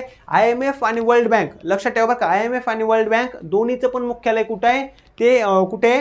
तर या वॉशिंग्टन DCला आहे. IMF काय करतं? एखाद्या देशांना म्हणजे दोघं पण कर्ज द्यायचं काम करतात. दोघं पण कर्ज द्यायचंच काम करतात. पण छोट्या वेळेसाठी कर्ज पाहिजे, कोणाला थोड्या दिवसासाठी कर्ज पाहिजे एखाद्या देशाला, ते IMF देतं. आणि लॉंग टाईमसाठी कर्ज कोण देतं? वर्ल्ड बँक देतं. एखाद्या देशाला काय करायचं आहे? फक्त आपलं पेमेंट करायचं आहे, बॅलन्स ऑफ पेमेंटसाठी, म्हणजे एखादं पेमेंट करायचं आहे त्याच्यासाठी कर्ज पाहिजे, तर ते कोण देतं? IMF देतं. हा फरक आहे IMF आणि महत्त्वाचं दुसरं कोणतं? कशाचा? वर्ल्ड बँक मधला. क्लिअर सर्वांना? आलं लक्षामध्ये? कुठं व्हिडिओ थांबलाय? व्हिडिओ कुठे थांबलाय? सर्व व्यवस्थित तर चालू आहे. सर्व व्यवस्थित चालू आहे.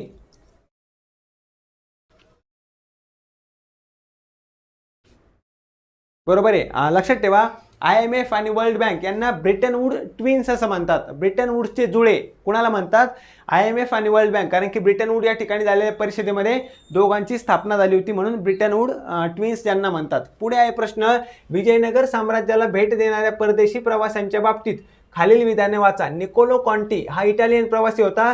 देवराय 1च्या काळामध्ये भारतामध्ये आला होता. अब्दुल रजाक म्हणजे विजयनगर साम्राज्यामध्ये आला होता.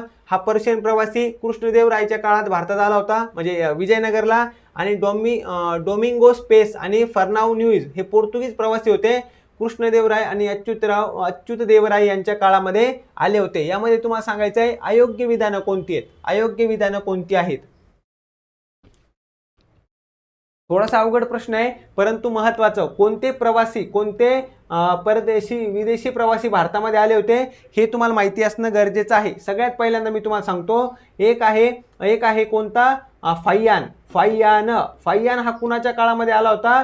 चंद्रगुप्त द्वितीयच्या काळामध्ये आला होता बरं का. चंद्रगुप्त द्वितीयच्या काळामध्ये आला होता. आणि महत्त्वाचं दुसरं कोणतं आहे? युआन शुआंग हा कुणाच्या काळामध्ये आला होता? हर्षवर्धनाच्या काळामध्ये आला होता. हर्षवर्धनाच्या काळामध्ये आला होता. आलं लक्षामध्ये? इथं तुम्हाला काय होतं, बऱ्याच वेळा काय होतं, आपलं कन्फ्युजन होतं. म्हणून मी कशा पद्धतीने, मी कसं लक्षात ठेवलंय हे तुम्हाला सांगतो. फाहियान हा चंद्रगुप्त द्वितीयच्या काळामध्ये आला होता. फाहियान हा चंद्रगुप्त द्वितीय. इथं FC म्हणा बरं का. पुण्यामध्ये FC रोड प्रसिद्ध आहे. मी काय म्हटलं की FC रोडला दोनदा गेलो अशी मी ट्रिक लक्षात ठेवलेली आहे. म्हणजे जे पुण्यामधील नसतील त्यांना थोडंसं अवघड वाटेल, पण तुम्ही लक्षात ठेवा FC रोडला दोनदा गेलो. F म्हणजे काय? फाहियान. आणि चंद्रगुप्त द्वितीय दोनदा गेलो म्हणजे चंद्रगुप्त द्वितीयच्या काळामध्ये फाहियान भारतामध्ये आला होता. युआन शुआंग हर्षवर्धनाच्या काळामध्ये आला होता. आलं लक्षामध्ये? हर्षवर्धनाच्या काळामध्ये भारतात आलेला आहे. क्लिअर? त्याच्यानंतर पुढे आपल्याला जायचंय. एक म्हणजे आहे अलबरुनी. आणि दुसरं महत्वाचं आहे त्याचं नाव काय होतं? इब्न बतुता. खरं म्हणजे मोहम्मद बिन तुगलकाने ज्याला काझी नियुक्त केलं होतं दिल्लीचा.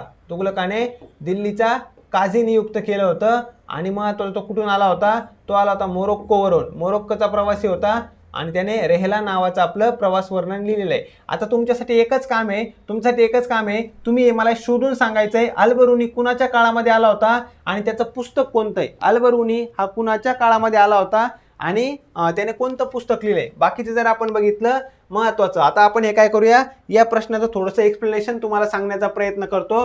निकोलो कॉन्टी हा कुणाच्या काळामध्ये आला होता, तर देवराय प्रथम यांच्या काळामध्ये आला होता. पहिलं विधान अगदी बरोबर आहे. देवराय प्रथम यांच्या काळामध्ये आला निकोलो कॉन्टी, इटलीचा प्रवासी. अब्दुल रजाक हा कुणाच्या काळामध्ये आला होता, देवराय द्वितीय यांच्या काळामध्ये आला होता बरं का. देवराय द्वितीय यांच्या काळामध्ये आला होता. पर्शियन प्रवासी होता, त्यामुळे दुसरं विधान माझं चुकलंय. आणि डोमिंगो स्पेस आणि फर्नाओ हे कुणाच्या काळामध्ये आले. डोमिंगो स्पेस आला होता कृष्णदेवराय यांच्या काळामध्ये आणि अच्युत देवराय यांच्या काळामध्ये कोण आला होता, फर्नाओ आला होता. म्हणजे तुमचं कोणकोणतं विधान बरोबर आहे. निकोलो कॉन्टी देवराय वन यांच्या काळात आला का, अगदी बरोबर आहे. आणि अब्दुल रजाक पर्शिय प्रवासी कृष्णदेवराय यांच्या काळात आला का, नाही, हा देवराय द्वितीय यांच्या काळात आला होता. देवराय द्वितीय. आणि तिसरं जर बघितलं डोमिंगो स्पेस कुणाच्या काळामध्ये, कृष्णदेवराय. आणि फर्नाओ कुणाच्या काळामध्ये, अच्युत देवराय यांच्या काळामध्ये आला होता. हे तुम्हाला लक्षात घेणं गरजेचं आहे. समजलं सर्वांना, क्लिअर आहे. उत्तर काय येणार आहे आपलं, फक्त विधान दोन फक्त आपलं काय असणार आहे, चुकीचं असणार आहे. कृष्णदेवराय यांचे दोन महत्वाचे ग्रंथ, एक महत्वाचं लक्षात ठेवायचं अमुक्त माल्यदा आणि एक त्यांचं नाटक होतं जामवंती कल्याणम. हे पण तुम्हाला परीक्षेला काय केलं जाऊ शकतं, विचारलं जाऊ शकतं. क्लिअर. चलो आपण काय करूया, आपण जाऊयात आपल्या पुढच्या प्रश्नाकडे. फक्त विधान दोन ज्यांनी चुकीचं दिलंय त्यांचं उत्तर काय आहे, अगदी बरोबर आहे. समजलं सर्वांना, इथपर्यंत सर्व गोष्टी क्लिअर झाल्यात का मला सांगा. इथपर्यंत सर्व गोष्टी सर्वांना क्लिअर झाल्यात का, मला पटपट सर्वांनी सांगायचं आहे.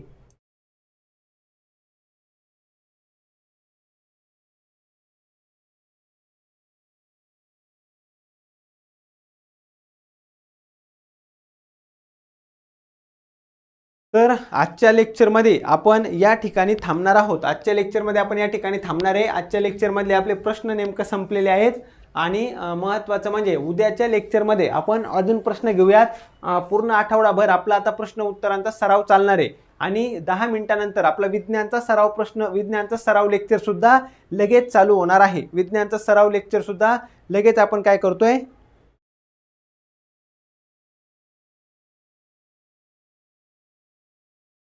लगेच चालू करणार बरं का. 10 मिनिटांमध्ये 9:20 लेक्चर चालू होईल, ज्यामध्ये विज्ञानचे सराव प्रश्न आपल्याला बघायचे आहेत.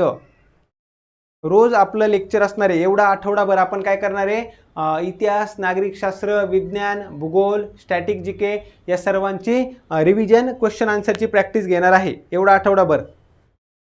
आणि महत्त्वाचं, तुम्ही हे लेक्चर तुम्हाला परत बघायचं असेल तर कंटेंटमध्ये बघू शकता. Yes, clear. आत्ता 9:20 आपलं विज्ञानचं लेक्चर लगेच चालू होणार आहे. प्राचीन इतिहासाचे पण प्रश्न घेतो आपण, मध्ययुगीनचे पण घेतो, त्यानंतर समाजसुधारक पण घेतो, आधुनिक भारताचा इतिहास, सगळ्या प्रकारचे प्रश्न आपण घेत आहोत.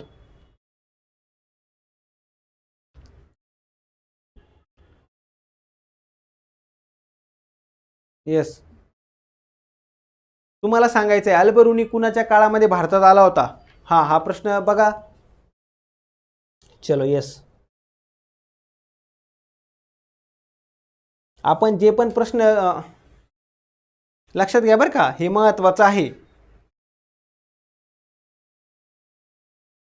तुम्ही जर आणि घटना कालानुक्रमे लावा असा पण प्रश्न तुम्हाला विचारतात. घटना कालानुक्रमे लावा, मग तुम्हाला कालानुक्रमे लावा, तर यामध्ये कोणकोणत्या महत्त्वाच्या घटना कधी घडल्या हे तुम्हाला बेसिक तरी ॲटलिस्ट माहिती असणं गरजेचं आहे बरं का, महत्त्वाचं आहे. क्लिअर आहे सर्वांना. जसं की आपण जर आपल्या स्वातंत्र्य चळवळीमध्ये बघितलं तर 1885ला काँग्रेसची स्थापना झाली. इथून जर आपण सुरुवात केली, 1885ला काँग्रेसची स्थापना झाली. त्यानंतर घडलेली सगळ्यात महत्त्वाची घटना ती म्हणजे कोणती, 1905ला बंगालची फाळणी झाली. बरोबर आहे नाही, बंगालची फाळणी झाली. त्यानंतर आपण बघितलं मग 1905लाच स्वदेशी चळवळ चालू झालेली, स्वदेशी चळवळ चालू झाली. मग पुढे चळवळ चालू झाली 1906मध्ये मुस्लिम लीगची स्थापना झाली, मुस्लिम लीगची स्थापना झाली. परत 1909मध्ये जर आपण बघितलं, 1909मध्ये काय झालं होतं, मॉर्ले मिंटो कायदा आला होता. मॉर्ले 1900 अजून एक राहिलेमध्ये बरं का. 1907ला काय झालं, काँग्रेसमध्ये फूट पडली. 1907ला काँग्रेसमध्ये फूट पडली. 1909 मध्ये मॉर्ले मिंटो कायदा आला. मॉर्ले मिंटो कायदा त्याने काय केलं स्वतंत्र मतदारसंघ दिला मुस्लिमांसाठी स्वतंत्र मतदारसंघ दिला. त्यानंतर 1915 मध्ये जर आपण बघितलं 1916 मध्ये काँग्रेस परत एकत्र आली परत. त्याचबरोबर महत्त्वाचं 1916 मध्ये होम रूल चळवळ चालू केली होती ॲनी बेझंट आणि लोकमान्य टिळक यांनी, हे पण बरोबर आहे. त्यानंतर जर बघितलं 1919 मध्ये मॉन्टेग्यू चेम्सफोर्ड कायदा आला. बरोबर आहे की नाही. त्यानंतर 1920 मध्ये असहकार चळवळ चालू झाली. पुढे आपण बघितलं 1923 मध्ये स्वराज्य पक्षाची स्थापना झाली. त्यानंतर 1927 मध्ये सायमन कमिशन आलं. बरोबर आहे. त्यानंतर 1929 मध्ये संपूर्ण स्वराज्याचा ठराव मांडण्यात आला. त्यानंतर पुढे जर आपण बघितलं पुढे 1930 ला दांडी यात्रा आणि दांडी यात्रेचं रूपांतर पुढे आपण म्हणतो की सविनय कायदेभंग चळवळ. पुढे झालं सविनय कायदेभंग चळवळ. त्याच्यानंतर काय झालं महत्त्वाचं 1930 लाच आपण जर बघितलं पहिल्या गोलमेज परिषदेनंतर काय झालं 1931 ला गांधी आयर्विन करार झाला. बरोबर आहे. गांधी आयर्विन करार झाला. त्यानंतर 1931 मध्ये दुसरी आणि तिसरी गोलमेज परिषद झाली. त्यानंतर 1932 मध्ये आला जातीय निवाडा आला. बरोबर. जातीय निवाड्यानंतर 1932 मध्ये पुणे करार झाला महात्मा गांधीजी आणि डॉक्टर बाबासाहेब आंबेडकर यांच्यामध्ये. त्यानंतर जर आपण बघितलं 1935चा कायदा आला भारत म्हणजे आपण कोणता 1935 ला कायदा आला. 1937 ला निवडणुका झाल्या. 1937 ते 1939 या ठिकाणी प्रांतिक सरकार अस्तित्वात होती. त्यानंतर आपण बघितलं 1939 ला दुसरं महायुद्ध सुरू झालं. 1940 ला वैयक्तिक सत्याग्रह आणि त्याचबरोबर तुम्हाला लक्षात ठेवायचं 1940 ला ऑगस्ट ऑफर आली होती. काय आलं होतं ऑगस्ट ऑफर आली होती. त्यानंतर महत्त्वाचं 1942 ला क्रिप्स मिशन आलं होतं. क्रिप्स मिशन फेल झालं आणि त्यानंतर 1942 ला लगेच छोडो भारत आंदोलन चालू झालं. बरोबर आहे की नाही. छोडो भारत आंदोलन चालू झालं. मग त्याच्यानंतर पुढे वेव्हेल योजना आली, कॅबिनेट मिशन प्लॅन आला, भारत स्वातंत्र्याचा कायदा आला आणि महत्त्वाचं या सर्व गोष्टी झालेल्या आहेत. समजलं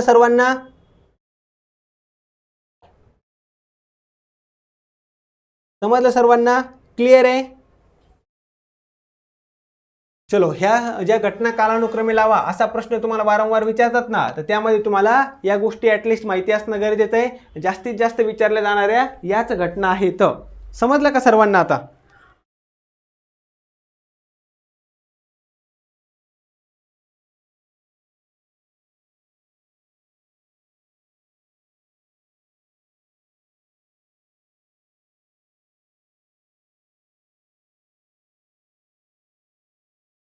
चला,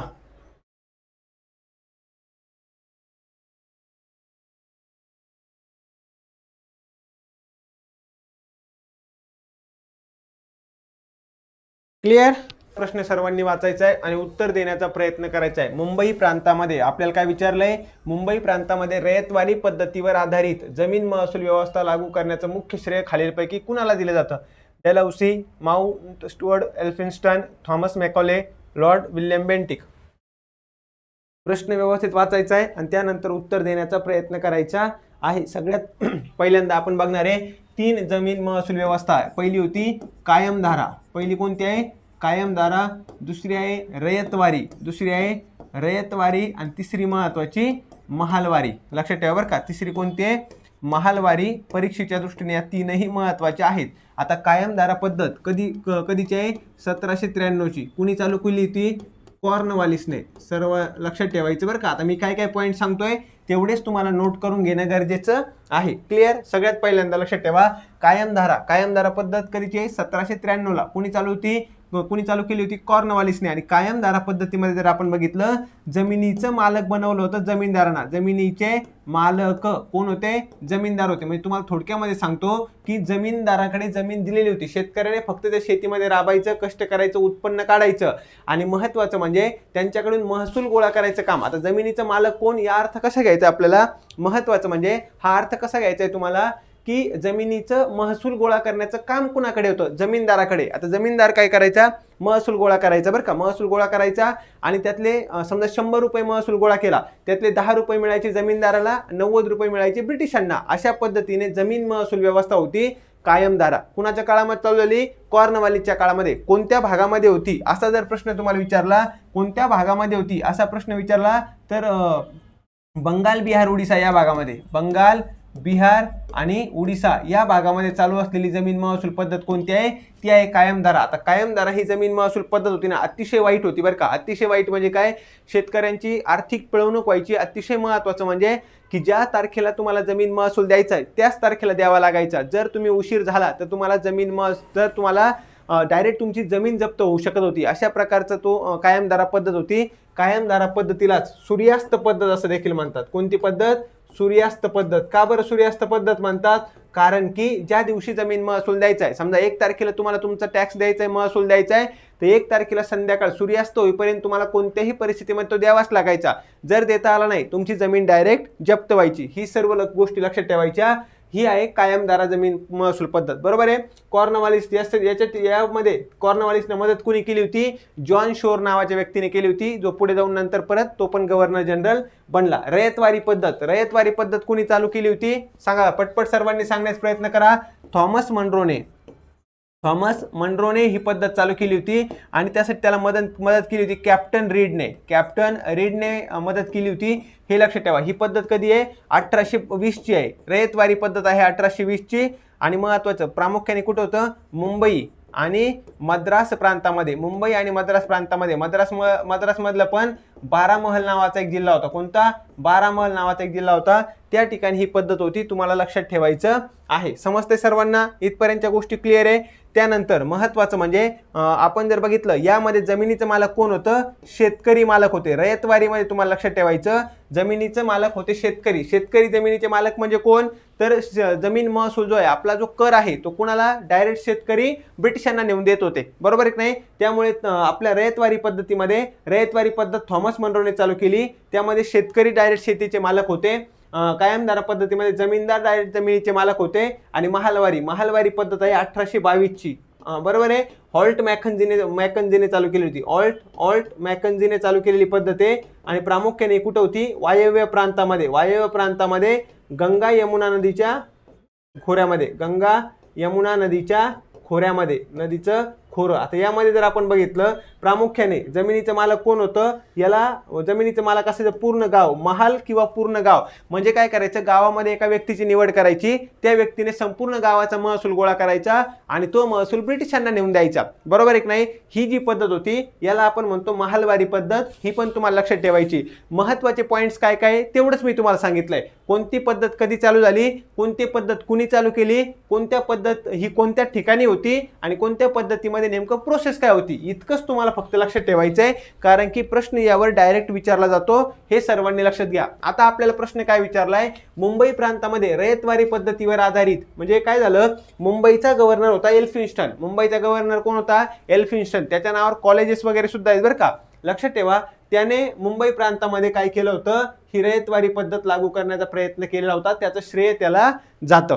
ज्यांनी पण पर्याय क्रमांक 2 उत्तर दिलंय, कुणीतरी एकाने तरी 2 उत्तर दिलंय का? मला तर एकाचं सुद्धा उत्तर 2 दिसत नाहीये. 2 उत्तर देणारा एक जण सुद्धा नाही बरं का. एकाने सुद्धा 2 उत्तर नाही दिलं.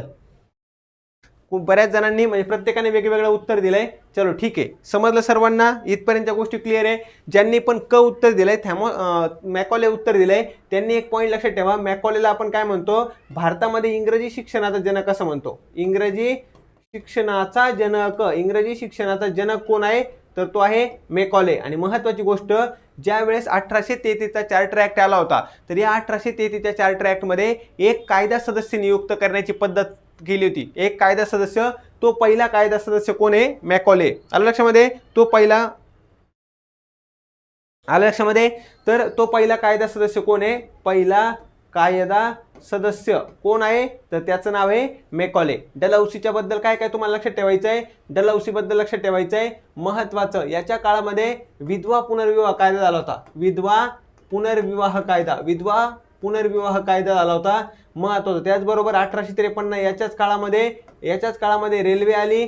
याच्याच काळामध्ये PWD डिपार्टमेंट असेल, तार यंत्रणा असेल, हे सर्व कुणाच्या काळामध्ये झालेलं आहे? तर ते डलहौसीच्या काळामध्ये झालेलं आहे. बरोबर आहे. याने राज्य खालसा धोरण आणलं होतं. राज्य खालसा धोरण. आपण त्यामध्ये तुम्हाला मी सांगितलं होतं महत्वाचं म्हणजे काय आहे? दत्तक विधान नामंजूर धोरण. दत्तक विधान नामंजूर धोरण हे कोणी आणलं होतं? हे सुद्धा डलहौसीने आणलं होतं बरं का. दत्तक विधान नामंजूर म्हणजे काय? आधीच्या काळामध्ये राजाचा मुलगा राजा बनायचा, बरोबर आहे की नाही? मग एखाद्या राजाला जर मुलगा नसेल तर ते काय करायचे? दत्तक पुत्र घ्यायचे आणि तो राजा बनायचा. डलहौसीने एक नवीन नियम काढला की ज्याही राजाला स्वतःचा मुलगा नसेल, आता त्याचा दत्तक पुत्र राजा बनू शकणार नाही बरं का.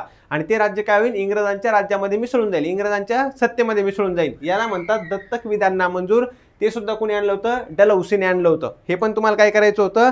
लक्षात ठेवायचं. आता मला तुम्ही सांगा, दत्तक विधान नामंजूर या धोरणाद्वारे पहिलं गेलेलं राज्य कोणतं होतं? पहिलं असं राज्य कोणतं आहे की जे डलहौसीने काय केलं? ब्रिटिश साम्राज्यामध्ये मिसळून घेतलं. हे तुम्ही मला सांगायचं. विल्यम बेंटिक बद्दल काय काय पॉईंट लक्षात ठेवणार आहे? सगळ्यात महत्वाचं, हा भारताचा पहिला गव्हर्नर जनरल आहे विल्यम बेंटिक. आणि याने सती प्रथा बंद केली होती 1829 मध्ये. कुणाच्या मदतीने? तर राजाराम मोहन रॉय यांच्या मदतीने. क्लिअर? हे सर्व आपल्यासाठी महत्वाचं आहे. जितके पण पॉइंट्स इम्पॉर्टंट होते यामध्ये सांगण्यासारखे होते ते सर्व मी तुम्हाला क्लिअर केलेले आहेत. क्लिअर? चलो, बरोबर सांगतायत सर्वजण. तर इथपर्यंत सर्वांना समजलंय? सर्व गोष्टी क्लिअर आहे? चलो आपण जाऊयात पुढच्या प्रश्नाकडे. पुढचा प्रश्न आहे, वाकाटक घराण्याच्या कोणत्या राजाच्या कारकिर्दीत अजिंठा येथील 16, 17 व 19 क्रमांकाच्या लेण्यांची निर्मिती झालेली आहे? प्रवरसेन पहिला, विंध्यशक्ती, हरिसेन, रुद्रसेन दुसरा. सगळ्यात अगोदर तर मला हे सांगा, वाकाटक घराण्याचा संस्थापक कोण आहे? वाकाटक घराण्याचा संस्थापक कोण आहे? जे मी तुम्हाला त्या दिवशीच सांगितलं होतं. सर्वांचं आता उत्तर येणं अपेक्षित आहे बरं का या प्रश्नाचं. वाकाटक घराण्याची स्थापना कुणी केली होती?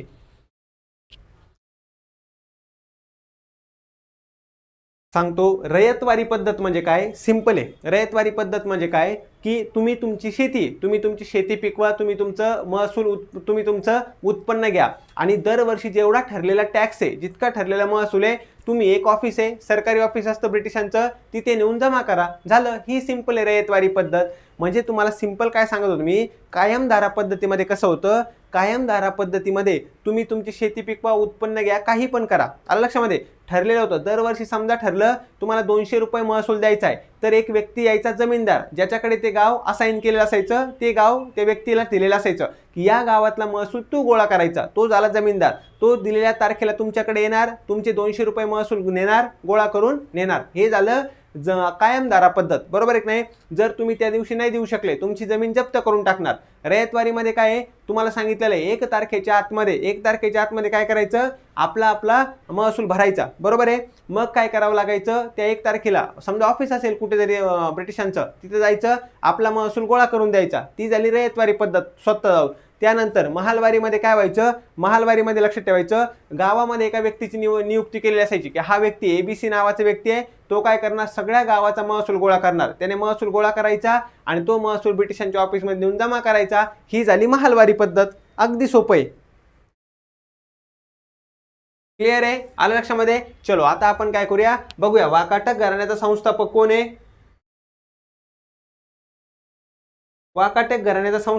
आहे?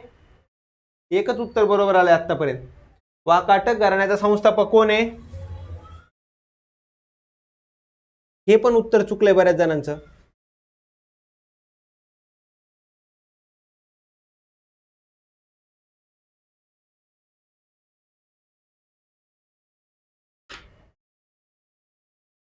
वाकाटक घराण्याचा संस्थापक कोण आहे हे मला सर्वांनी सांगा एकदा.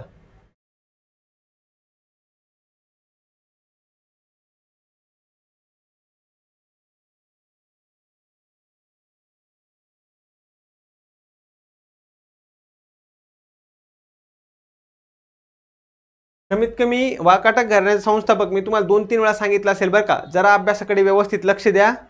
महत्त्वाचं आहे. हे डायरेक्ट प्रश्न विचारतात. एका बाजूला तुम्हाला 4 घराणे देतील, दुसऱ्या बाजूला महत्त्वाचं म्हणजे त्या 4 व्यक्तींची नावं देतील. तुम्हाला माहीत पाहिजे कोणत्या घराण्याचा संस्थापक कोण आहे, हे प्रश्न विचारून झालेत. जर तुम्हाला वाटत नसेल तर एकदा PYQ व्यवस्थित बघून घ्या, तुमच्या लक्षात येईल. क्लिअर? चलो जाऊ दे, आपण जाऊयात पुढे. महत्त्वाचं जर आपण बघितलं तर वाकाटक घराण्यातील राजा हरिसेन आणि अजिंठा लेणी यांच्यामध्ये काय काय नेमकं आहे संबंध ते मी तुम्हाला सांगतो बरं का. आता आपण जर बघितलं अजिंठा लेण्यांचा आणि अजिंठा लेण्या आणि चित्रकला जो आहे त्याचं म्हणजे त्याच्यासाठी भरपूर सारं काम केलेला व्यक्ती कोण होता, तो होता हरिसेन होता. महत्त्वाचं म्हणजे तर आता आपण बघितलं राजा हरिसेनचा मंत्री होता वराहदेव. राजा हरिसेनचा मंत्री होता वराहदेव याने लेणे क्रमांक 16 काय केलं होतं, महत्त्वाचं याची निर्मिती म्हणजे हे त्या काळामध्ये झालेलं आहे, एवढं तुम्हाला लक्षात ठेवायचं. आता आपण जर बघितलं शिलालेखामध्ये याचा स्पष्ट उल्लेख आहे. याने का बरं केलं होतं ते आता मातापित्यांसाठी, पण ते आपल्यासाठी इतकं इम्पॉर्टंट नाहीये. महत्त्वाचं जर बघितलं लेणे क्रमांक 17 हा होता उपेंद्रगुप्तने केला होता. उपेंद्रगुप्तने याची निर्मिती केली होती. हा उपेंद्रगुप्त कोण होता, राजा हरिसेनचा सामंत राजा होता. राजा हरिसेनचा सामंत राजा म्हणजे हे सुद्धा कोणाच्या काळामध्ये झालंय, हरिसेनच्या काळामध्ये झालेलं आहे. आणि तिसरी महत्त्वाची गोष्ट लेणे क्रमांक 19 हे पण कोणाच्या काळामध्ये, उपेंद्र कुमार. म्हणजे तुम्हाला जर प्रश्न फक्त इतका विचारला लेणे क्रमांक 16, 17 आणि 19 हे कुणाच्या काळामध्ये झालेलं आहे, हे झालेलं आहे हरिसेनच्या. क्लिअर सर्वांना? हे कुणाच्या काळामध्ये झालेलं आहे, हरिसेनच्या काळामध्ये झालेलं आहे. परीक्षेच्या दृष्टीने महत्त्वाचं आहे. क्लिअर? चलो, शिवरायांच्या चरित्रावर आधारित शिवभारत या महाकाव्याची रचना खालीलपैकी कुणी केली? छत्रपती शिवाजी महाराजांच्या चरित्रावर आधारित शिवभारत या महाकाव्याची रचना कुणी केली आहे, या प्रश्नाचं उत्तर तुम्हाला द्यायचं आहे. कवी कलश, संत तुकाराम, कवी परमानंद, कृष्णाजी अनंत सभासद. कोण येईन बरं या प्रश्नाचं उत्तर? हा प्रश्न तुम्हाला विचारू शकतात असा प्रश्न आहे. हा प्रश्न तुम्हाला विचारला जाऊ शकतो. उत्तर देण्याचा प्रयत्न पटपट सर्वांनी करायचा आहे. काय उत्तर येणार आहे? कवी परमानंद. बरोबर आहे. कवी परमानंद यांच्याबद्दल आपण आता थोडक्यात माहिती घेऊया. यांचं जर आपण बघितलं शिवभारत हे संस्कृत भाषेतलं महाकाव्य आहे बरं का. महत्त्वाचं लक्षात ठेवायचं, शिवभारत आपण जर बघितलं तर एक संस्कृत भाषेतलं महाकाव्य आहे ज्याच्यामध्ये भोसले घराण्याचा उदय असेल, त्याचप्रमाणे महत्त्वाचं छत्रपती शिवाजी महाराजांच्या आयुष्यातील आणि स्वराज्य उभारणीतील ज्या पण महत्त्वाच्या घटना आहे त्याचा उल्लेख केलेला तुम्हाला दिसून येणार आहे. आलं लक्षामध्ये? कवी कलश. आता कवी कलश आपल्या सर्वांना माहिती आहे. कवी कलश हे छत्रपती संभाजी महाराजांचे जवळचे मित्र आणि सल्लागार होते, हे आपण माहिती आहे आपल्याला. संत तुकाराम महाराष्ट्रातील एक महान वारकरी संत ज्यांनी अभंगाची रचना केलेली आहे. आणि कृष्णाजी अनंत सभासद यांच्याबद्दल पण लक्षात ठेवा बरं का. महत्त्वाचं जिंजी या ठिकाणी यांनी सभासद बखर लिहिलेली. काय बखर कोणी लिहिलेले असा प्रश्न जर विचारला तर कृष्णाजी अनंत सभासद. आणि महत्त्वाचं शिवभारत हे महाकाव्य कोणी लिहिलेलं आहे, शिवभारत हे महाकाव्य कोणी लिहिलंय असा प्रश्न जर तुम्हाला विचारला तर त्या प्रश्नाचं उत्तर आहे कवी परमानंद. परीक्षेच्या दृष्टीने अतिशय महत्त्वाचं आहे. समजलं सर्वांना? इथपर्यंतच्या गोष्टी क्लिअर आहेत? इथपर्यंतच्या गोष्टी सर्व क्लिअर आहेत? क्लिअर? चलो आपण जाऊयात पुढच्या प्रश्नाकडे. पुढचा प्रश्न काय आहे? निबंधमाला या मासिकातून आपल्या विचारांचा प्रसार कोणी केला? विष्णूशास्त्री चिपळूणकर, गोपाळ गणेश आगरकर, लोकमान्य टिळक, बाळशास्त्री जांभेकर. आपल्याला काय करतात, प्रश्न विचारताना कशा पद्धतीने विचारतात ते समजून घ्या बरं का एकदा तुम्ही. प्रश्न विचारताना कसं असतं, प्राचीन इतिहास झाला, मध्ययुगीन इतिहास झाला किंवा छत्रपती शिवाजी महाराजांचा इतिहास झाला, यावर आपल्याला बेसिक प्रश्न विचारले जातात. डायरेक्ट वन लाईनर प्रश्न विचारले जातात. त्यामध्ये खूप जास्त डीपमध्ये जाऊन प्रश्न तुम्हाला विचारत नाहीत. खूप जास्त डीपमध्ये जाऊन प्रश्न विचारत नाही. त्यामुळे ज्या प्रश्नाचं विश्लेषण हे आपल्याला जितकं आवश्यक आहे तितकं देण्याचा प्रयत्न करतो मी.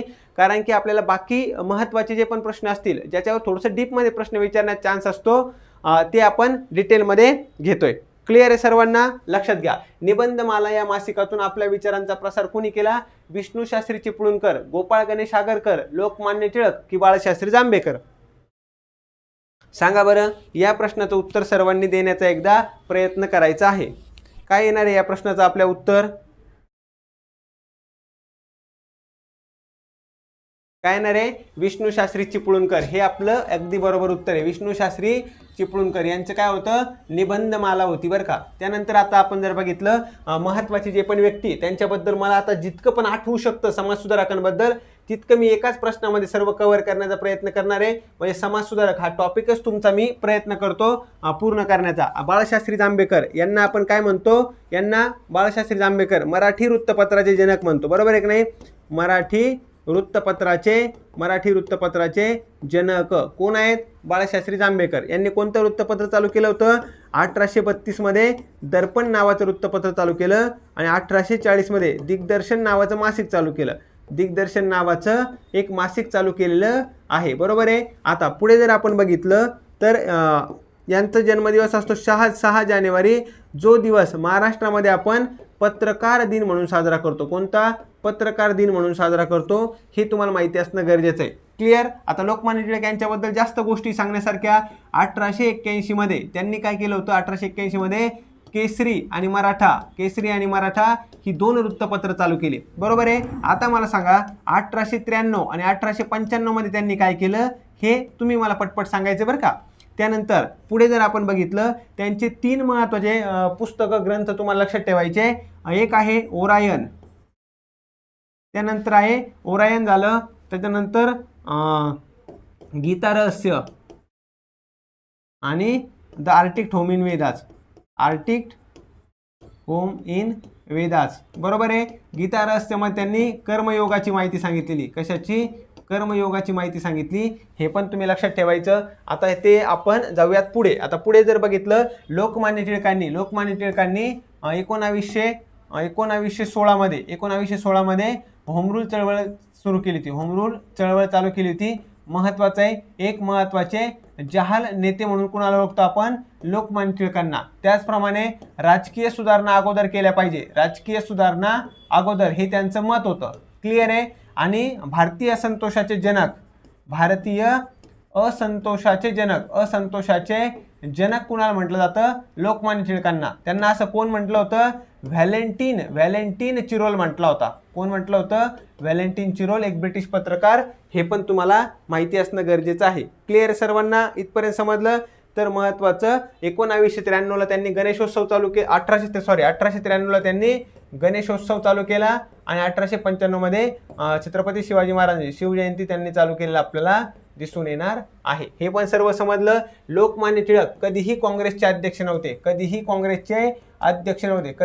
अध्यक्ष नाही. जर आपल्याला प्रश्न विचारला लोकमान्य टिळक असे कोणकोणते व्यक्ती आहेत जे कधीही काँग्रेसचे अध्यक्ष नव्हते, त्यामुळे तुम्हाला लोकमान्य टिळक लक्षात ठेवायचे आहेत. आणि अजून एक महत्वाचं, 1 ऑगस्ट 1920 ला यांचं निधन झालं होतं. 1 ऑगस्ट 1920 ला, ज्या दिवशी असहकार चळवळ चालू झाली होती. असहकार चळवळ चालू झालेली आपल्याला दिसून येणार आहे. अजून जर एखादा पॉईंट तुमचा कोणाचा राहिला असेल तर तुम्ही सांगू शकता. बरोबर आहे? हां बरोबर आहे. अजून कुणीतरी सांगितलंय ते पण मी तुम्हाला लगेच सांगून देतो. त्यांनी 1881, 1884 आणि 1885 या काळामध्ये 1881 ला न्यू इंग्लिश स्कूलची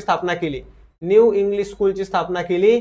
ज्यामध्ये गोपाळ गणेश आगरकर सुद्धा त्यांच्याबरोबर होते. विष्णू शास्त्री चिपळूणकर सुद्धा त्यांच्याबरोबर होते. बरोबर आहे की नाही? त्यानंतर 1884 मध्ये त्यांनी डेक्कन एज्युकेशन सोसायटी स्थापना केली. डेक्कन एज्युकेशन सोसायटीची स्थापना केली. आणि 1885 मध्ये फर्ग्युसन कॉलेजची स्थापना केली. Fergusson college. क्लिअर आहे? हे पण पॉईंट तुम्हाला विचारला जाऊ शकतो. आता इथपर्यंत आपलं काय झालंय? क्लिअर झालं. कोणाबद्दल? लोकमान्य टिळक यांच्याबद्दल. आपले कोण राहिले आता? गोपाळ गणेश आगरकर. गोपाळ गणेश आगरकर हे सुरुवातीला केसरी या वृत्तपत्राचे कोण होते? संपादक होते. बरोबर आहे की नाही? आणि लोकमान्य टिळकांनी त्यांनी बरोबर कार्य केलं. परंतु नंतर त्यांच्यामध्ये काय झालं? मतभेद झाल्यामुळे 1888 मध्ये त्यांनी आपलं नवीन वृत्तपत्र चालू केलं, ज्याचं नाव होतं सुधारक. बरोबर आहे की नाही? त्यानंतर महत्वाचं म्हणजे त्यांनी एक पुस्तक लिहिलं होतं, डोंगरीच्या तुरुंगातील आमचे 101 दिवस. डोंगरीच्या तुरुंगातील आमचे 101 दिवस. लक्षात ठेवायचं. हे पुस्तक कशाबद्दल होतं? कोल्हापूरचे बर्वे प्रकरण. मी तुम्हाला फक्त इथं काय सांगतो आता? बर्वे प्रकरण लक्षात ठेवा. कोल्हापूरचं बर्वे प्रकरण घडलं होतं, ज्यामध्ये लोकमान्य टिळक आणि गोपाळ गणेश आगरकर यांना 101 दिवसाची तुरुंगवासाची शिक्षा झाली होती. हे पण आपल्यासाठी महत्वाचं आहे. क्लिअर आहे सर्वांना? त्यानंतर सामाजिक सुधारणा अगोदर कराव्यात या विचारसरणीचे कोण होते? गोपाळ गणेश आगरकर. सामाजिक सुधारणा अगोदर करायच्या. आणि महत्वाचं म्हणजे या फर्ग्युसन कॉलेजचे दुसरे प्राचार्य कोण होते? गोपाळ गणेश आगरकर. दुसरे प्राचार्य गोपाळ गणेश आगरकर होते. हा पण पॉईंट तुम्हाला माहिती असणं गरजेचं आहे. बरोबर आहे की नाही सर्वांना? क्लिअर आहे?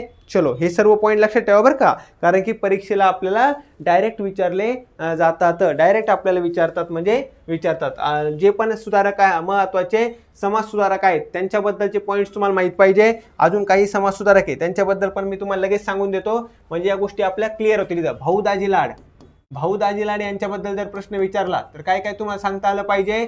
एक म्हणजे त्यांना म्हणतात धन्वंतरी. धन्वंतरी का बरं? कारण की त्यांनी कुष्ठरोगावर औषध शोधलं होतं. कुष्ठरोगावर औषध शोधलं होतं. कुष्ठरोगावर औषध.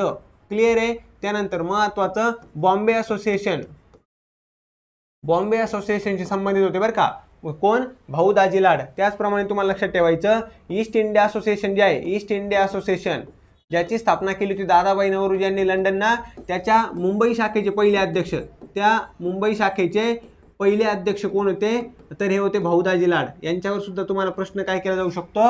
विचारला जाऊ शकतो. महत्वाचं आहे. समजलं सर्वांना? भाऊ दाजी लाड झाले. त्यानंतर जगन्नाथ शंकर शेठ. जगन्नाथ शंकर शेठ यांना आपण काय म्हणतो? मुंबईचे शिल्पकार असं म्हणतो. मुंबईचे शिल्पकार. बरोबर एक नाही? हे पण तुम्ही लक्षात ठेवा. हा, भाऊ दाजी लाड यांच्याबद्दल एक पॉईंट सांगायचा राहिला. 1845ला ग्रँड मेडिकल कॉलेजची स्थापना झाली होती मुंबईला. ग्रँड मेडिकल कॉलेजची स्थापना झाली होती मुंबईला. या कॉलेजचे पहिले जे विद्यार्थी आहेत ना, म्हणजे पहिली पास आउट होणारी जी बॅच आहे ग्रँड मेडिकल कॉलेज मुंबईचं, त्या बॅचमध्ये भाऊ दाजी लाड होते बरं का. हा एक पॉईंट तुम्ही काय करू शकता? लक्षात ठेवू शकतात. अतिशय महत्त्वाचा आहे. क्लिअर? त्यानंतर जगन्नाथ शंकर शेठ यांना मुंबईचे शिल्पकार असं म्हणतात. भरपूर साऱ्या गोष्टींसाठी यांनी देणग्या दिल्या आहेत. म्हणजे आपण एल्फिन्स्टन कॉलेज असेल, त्यानंतर जे जे स्कूल ऑफ आर्ट्स असेल, या कॉलेजसाठी त्यांनी देणग्या दिल्या आहेत भरपूर सारं. आता हे जर बघितलं, जगन्नाथ शंकर शेठ हे खूप जास्त श्रीमंत होते. खूप म्हणजे खूपच जास्त श्रीमंत होते. असं म्हणतात की यांचे वडील इंग्रजांना कर्ज द्यायचे. जगन्नाथ शंकर शेठ यांचे वडील आहेत ना, इंग्रजांना कर्ज द्यायचे, एवढे श्रीमंत होते. यांचा सोन्या नाण्याचा म्हणजे सोने जवाहरात वगैरेचा बिझनेस होता. क्लिअर सर्वांना? जगन्नाथ शंकर शेठ यांनी कोणतंही पुस्तक लिहिलेलं नाहीये, कोणतंही त्यांचं वृत्तपत्र नाहीये. हे पण तुम्हाला लक्षात ठेवायचं. यांनी बॉम्बे असोसिएशनची स्थापना केली होती. बॉम्बे असोसिएशन कधी? 1852ला महाराष्ट्रामध्ये किंवा मुंबई प्रांतामध्ये स्थापन झालेली पहिली राजकीय संघटना. पहिली राजकीय संघटना कोणती असेल तर ती कोणती आहे? तर बॉम्बे असोसिएशन. हा पॉईंट तुम्ही लक्षात ठेवा. त्यानंतर जर बघितलं आपण गोपाळ कृष्ण गोखले यांच्याबद्दल सुद्धा प्रश्न विचारला जाऊ शकतो. गोपाळ कृष्ण गोखले हे 1905च्या बनारस अधिवेशनाचे अध्यक्ष होते. कोणत्या? बनारस अधिवेशनाचे अध्यक्ष होते. आणि याच अधिवेशनामध्ये जर बघितलं, बंगालच्या फाळणीचा निषेध करण्यात आला होता. बंगालची फाळणीचा निषेध करण्यात आला होता. हा पण पॉईंट तुम्हाला माहिती पाहिजे. त्याचप्रमाणे महत्वाचं 1905 मध्ये यांनी भारत सेवक समाजाची स्थापना केली होती. भारत सेवक समाज. आणि महत्वाचं अजून एक सांगायचा पॉईंट राहिला, महात्मा गांधीजींचे राजकीय गुरु होते. महात्मा गांधीजींचे राजकीय गुरु. क्लिअर आहे सर्वांना? अजून एक पॉईंट सांगतो. 1888 मध्ये कोणतं वृत्तपत्र चालू झालं होतं? सुधारक. सुधारक वृत्तपत्र कोणी चालू केलं होतं? गोपाळ गणेश आगरकर यांनी. त्यामध्ये पण 2 भाग होते. एक होता मराठीचा भाग, एक होता इंग्लिशचा भाग. बरोबर एक नाही? मराठीचं लेखन कोण करायचे? गोपाळ गणेश आगरकर करायचे. आणि इंग्लिशचं लेखन कोण करायचे? गोपाळ कृष्ण गोखले करायचे. हा एक पॉईंट तुम्ही लक्षात ठेवू शकता. त्यानंतर आता महत्त्वाचे कोण राहिले? न्यायमूर्ती रानडे. न्यायमूर्ती रानडे यांच्याबद्दल पण एक पॉईंट लक्षात ठेवा. हे गोपाळ कृष्ण गोखले असतील, त्यानंतर न्यायमूर्ती रानडे असतील, हे मवाळ गटातील नेते होते बरं का. महत्वाचं, हे मवाळ गटातील नेते होते. त्यांचे 2 पुस्तकं तुम्ही लक्षात ठेवू शकतात. पहिलं पुस्तक कोणतं आहे? The rise of Maratha power. The rise of Maratha power. Maratha सत्तेचा उदय. मराठा पॉवर. काय? मराठा सत्तेचा उदय. आणि दुसरं आहे the essays on Indian economy. The essays on Indian economy. हे तुम्ही लक्षात ठेवू शकता. न्यायमूर्ती रानडे. आता गोपाळ कृष्ण गोखले यांचे राजकीय गुरु कोण होते? न्यायमूर्ती रानडे होते. 1887 मध्ये त्यांनी सामाजिक परिषदेची स्थापना केली होती. सामाजिक परिषदेची स्थापना केलेली. हे पण तुम्हाला लक्षात ठेवायचं. त्याचप्रमाणे नाशिक या ठिकाणी ग्रंथोत्तेजक मंडळीची स्थापना केली होती. कोणी? न्यायमूर्ती रानडे यांनी. त्यांच्याबद्दल जर प्रश्न विचारला तर एवढं सर्व आपल्याला माहिती असणं अपेक्षित आहे. सर्वांना समजलंय का मला सांगा? हा, बरोबर आहे. इंदू प्रकाश मध्ये त्यांनी लेखन देखील केलेलं आहे. हे पण बरोबर आहे.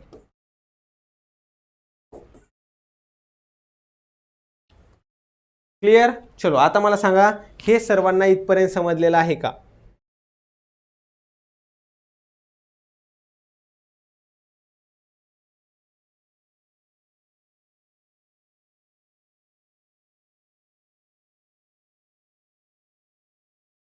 हा 1878 मध्ये भरलेलं पहिलं अखिल भारतीय मराठी साहित्य संमेलन या पुण्यामध्ये भरलं होतं. या पहिल्या मराठी साहित्य संमेलनाचे अध्यक्ष कोण होते? न्यायमूर्ती रानडे होते. अगदी बरोबर. क्लिअर? यस. चलो पुढचा प्रश्न बघूया. मुंबईत बॉम्बे मिल हँड असोसिएशन या भारतातील पहिल्या कामगार संघटनेची स्थापना कुणी केली होती?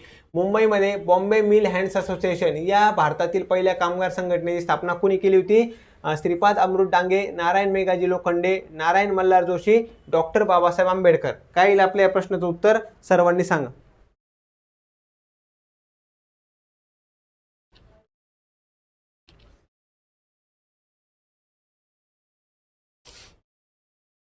चला सर्वांनी पटपट उत्तर देण्याचा प्रयत्न करायचा आहे.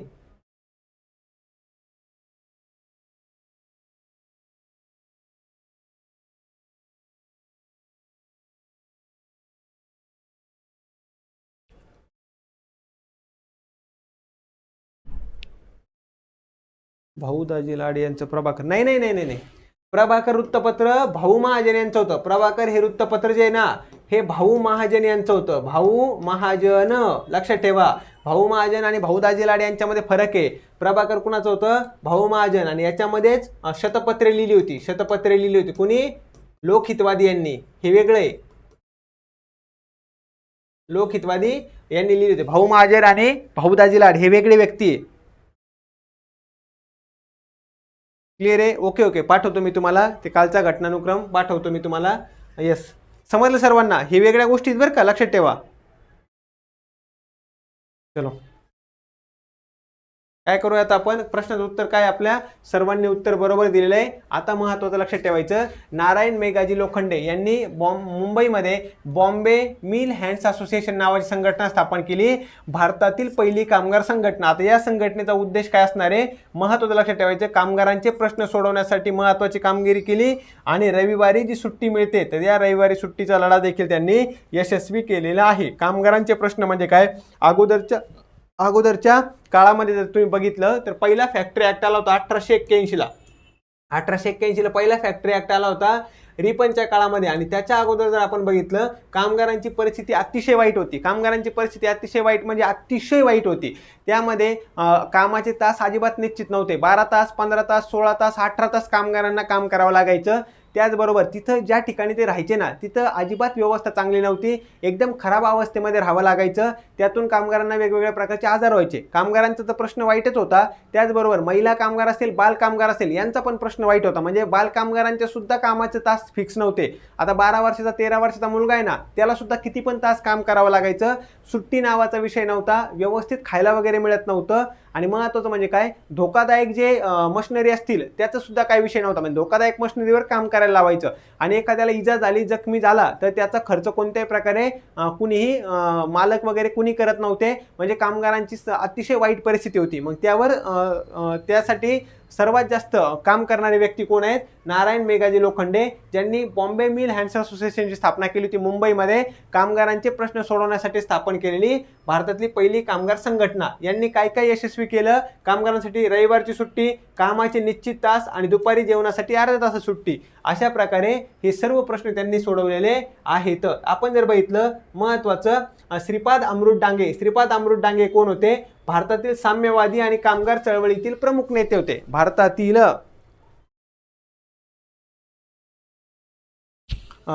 बघितलं, साम्यवादी कम्युनिस्ट आणि कामगार चळवळीचे प्रमुख नेते, All India Trade Union Congress आयटकचे संस्थापक सदस्य आणि प्रमुख नेते. आता मला एक सांगा, ऑल इंडिया ट्रेड युनियन काँग्रेसचे पहिले अध्यक्ष कोण होते? मला सांगा बरं. आता तुम्हाला एक प्रश्न विचारतो, AITUC all India Trade union काँग्रेसचे पहिले अध्यक्ष कोण होते? दुसरे व्यक्ती आता महत्त्वाचं लक्षात ठेवायचं, नाम जोशी हे सुद्धा लाला लजपत राय यांच्यासोबत आयटकच्या स्थापनेमध्ये महत्त्वाची भूमिका होती. डॉक्टर बाबासाहेब आंबेडकर यांनी 1936 मध्ये स्वतंत्र मजूर पक्षाची स्थापना केली. हा प्रश्न विचारून झालेला आहे, लक्षात ठेवा. महत्त्वाचं महत्वाचं काय आहे तर स्वतंत्र मजूर पक्षाची स्थापना कुणी केलेली आहे असा प्रश्न विचारला जाऊ शकतो. स्वतंत्र मजूर पक्षाची स्थापना केलेली आहे डॉक्टर बाबासाहेब आंबेडकरांनी 1936 मध्ये. महत्वाचा उद्देश काय होता? कामगारांच्या हक्कासाठी लढा देणं आणि विधिमंडळामध्ये कामगारांचे प्रश्न मांडणं यासाठी स्थापन केलेली संस्था कोणती तर स्वतंत्र मजूर पक्ष. तुम्ही एका प्रश्नाचं उत्तर द्यायचं मला बाकी आहे. आयटकचे पहिले अध्यक्ष कोण होते हा प्रश्न सुद्धा वेगवेगळ्या एक्झामला भरपूर वेळा विचारून झालेला आहे. भरपूर म्हणजे भरपूर वेळा विचारलेला आहे. पुढचा प्रश्न आपण बघूया. पुढचा प्रश्न आहे भारतात 1854 मध्ये पहिली कापड गिरणी मुंबईमध्ये कुणी चालू केली होती? जमशेदजी टाटा, कावसजी नानाबाई दावर, वालचंद हिराचंद. चला सांगा. मागच्या प्रश्नाचं उत्तर टिक करायचं राहिले का आपलं? तर उत्तर काय आहे? नारायण मेघाजी लोखंडे. सगळ्या प्रश्नाचे उत्तर टिक केलेत का पण आपण?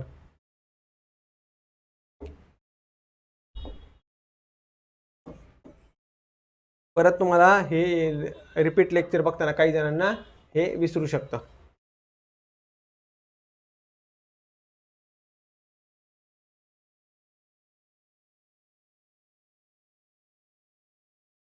चला, भारतात 1854 मध्ये पहिली कापड गिरणी कुणी चालू केलेली आहे? अगदी बरोबर सांगितलं बरं का.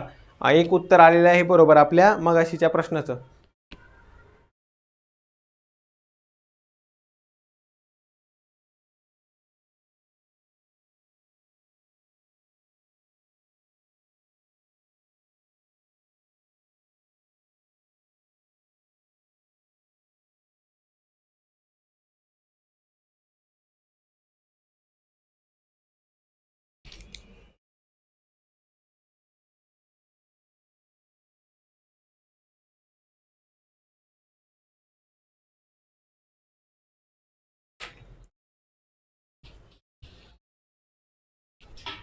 चलो जाऊयात आपण आपल्या एक्सप्लेनेशनकडे.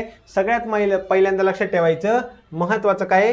कावसजी नानाबाई दावर यांनी 1854 मध्ये भारतामध्ये पहिली वाफेवर चालणारी कापड गिरणी चालू केली. कुठं? महत्वाचं लक्षात ठेवायचं मुंबई या ठिकाणी. कंपनीचं नाव काय होतं? Bombay spinning and viewing company. महत्वाचं म्हणजे काय? भारतामध्ये याच्यामुळे काय झालं? औद्योगिक पर्वाची सुरुवात झाली, कापड उद्योगामध्ये वाढ झाली आणि रोजगारामध्ये सुद्धा वाढ होणार आहे. कारण की कापड जितकं जास्त उत्पादन वाढणार त्यासाठी आपल्याला कर्मचारी जास्त लागणार, कामगार जास्त लागणार. मग कामगार जास्त लागतात म्हणजे रोजगारामध्ये वाढ झाली आणि मुंबईमध्ये कापडाची निर्मिती जास्त सुरू झाली. म्हणून कापड हे आपण जर बघितलं मुंबई हे कापड उद्योगाचं केंद्र या ठिकाणी बनलेलं आहे. तुम्हाला काय काय लक्षात ठेवायचं? आता महत्त्वाचे पॉईंट सांगतो बरं का.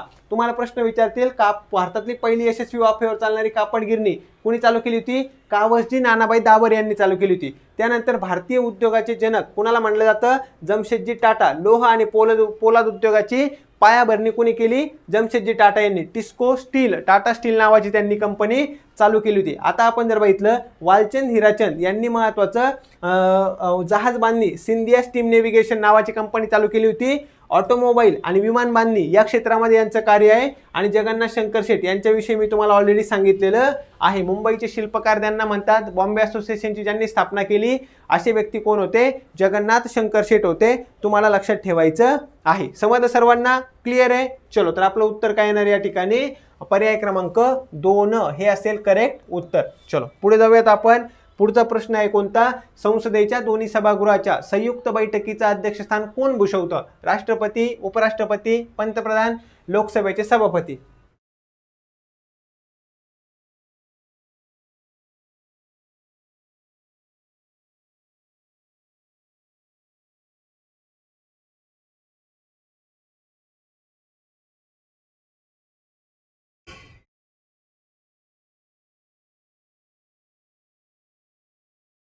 चलो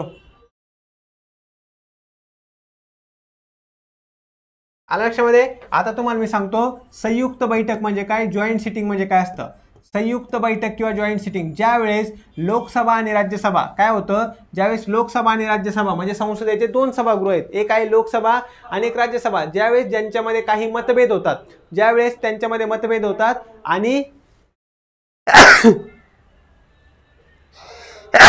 ते एकत्र बसून एखादा विधेयक पास करतात, त्यासाठी काय असते, जॉईंट सिटिंग असते. जॉईंट सिटिंग आपल्याला दिलेली आहे कलम 108 मध्ये. आपल्या संविधानाचं कलम 108 मध्ये काय दिलंय, जॉईंट सिटिंग. आणि आपण संयुक्त बैठकीची तरतूद कुणाकडून घेतलेली आहे, ऑस्ट्रेलियाकडून घेतलेली. ऑस्ट्रेलिया कुणाकडून घेतलेली आहे? ऑस्ट्रेलियाकडून. लक्षात ठेवायचं बरं का सर्वांनी. महत्त्वाचं, या संयुक्त बैठकीचे अध्यक्ष कोण असतात? लोकसभेचे सभापती. लोकसभेचे सभापती असतात. हा पण अतिशय महत्त्वाचा पॉईंट आहे.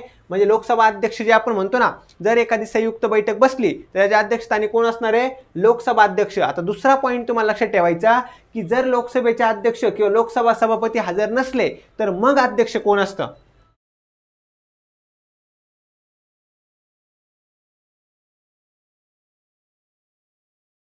चला सांगा बरं पटपट सर्वांनी. बघा काय असतं, संयुक्त बैठकीचे अध्यक्ष असतात लोकसभेचे अध्यक्ष, लोकसभा सभापती. ते जर नसले तर लोकसभेचे उपसभापती असतील. ते जर नसले, समजा ते पण नसले, तर मग लक्षात ठेवायचं राज्यसभेचे उपसभापती असतात बरं का. राज्यसभेचे उपसभापती म्हणजे तुम्हाला उपसभापती म्हणजे त्यातून तुम्हाला एक गोष्ट काय कळाली? राज्यसभेचे सभापती हे कधीही म्हणजे कधीही जॉईंट सिटिंगचे अध्यक्ष नसतात. संयुक्त बैठक झाली तर राज्यसभेचे सभापती कधी पण त्याच्या अध्यक्षस्थानी असू शकतात का? नाही, कारण की राज्यसभेचे सभापती कोण असतात? बाय डिफॉल्ट आपल्या देशाचे उपराष्ट्रपती असतात. त्यामुळे राज्यसभेचे सभापती उपराष्ट्रपती कधीही जॉईंट सिटिंगचे अध्यक्ष नसतात, आपल्या संयुक्त बैठकीचे अध्यक्ष नसतात. तुम्हाला लक्षात ठेवायचं आहे. क्लिअर सर्वांना? उत्तर काय येणार आहे आपलं? पर्याय क्रमांक 3. ज्यांनी पण उत्तर दिलंय सर्वांचं उत्तर कसं असेल? अगदी करेक्ट असणार आहे. पुढचा प्रश्न आहे, सर्वोच्च न्यायालयाच्या न्यायाधीशांच्या निवृत्तीचं वय किती असतं? 60 वर्ष, 62 वर्ष, 65 वर्ष की 70 वर्ष?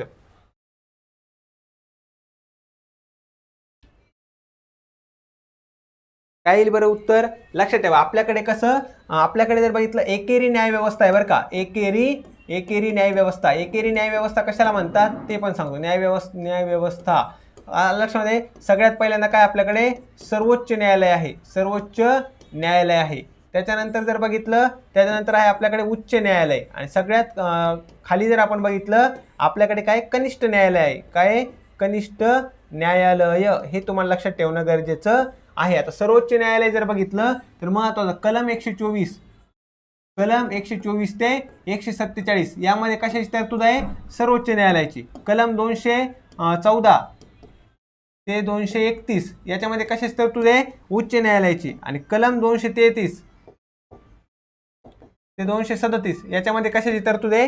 कनिष्ठ न्यायालयाची. बरोबर आहे. आता महत्त्वाचं लक्षात ठेवायचं, सर्वोच्च न्यायालयाचे न्यायाधीश असू द्या किंवा उच्च न्यायालयाचे न्यायाधीश असू द्या, यांची नियुक्ती कोण करतात? राष्ट्रपती करतात. कोण करतात? राष्ट्रपती करतात. आणि सर्वोच्च न्यायालयाचे जे पण न्यायाधीश आहेत ना, त्यांचं निवृत्ती वय किती आहे? 65 वर्ष. निवृत्ती वय किती आहे? 65 वर्ष आहे. आणि उच्च न्यायालयातील जे आहेत त्यांचं 62 वर्ष. निवृत्ती वय किती आहे?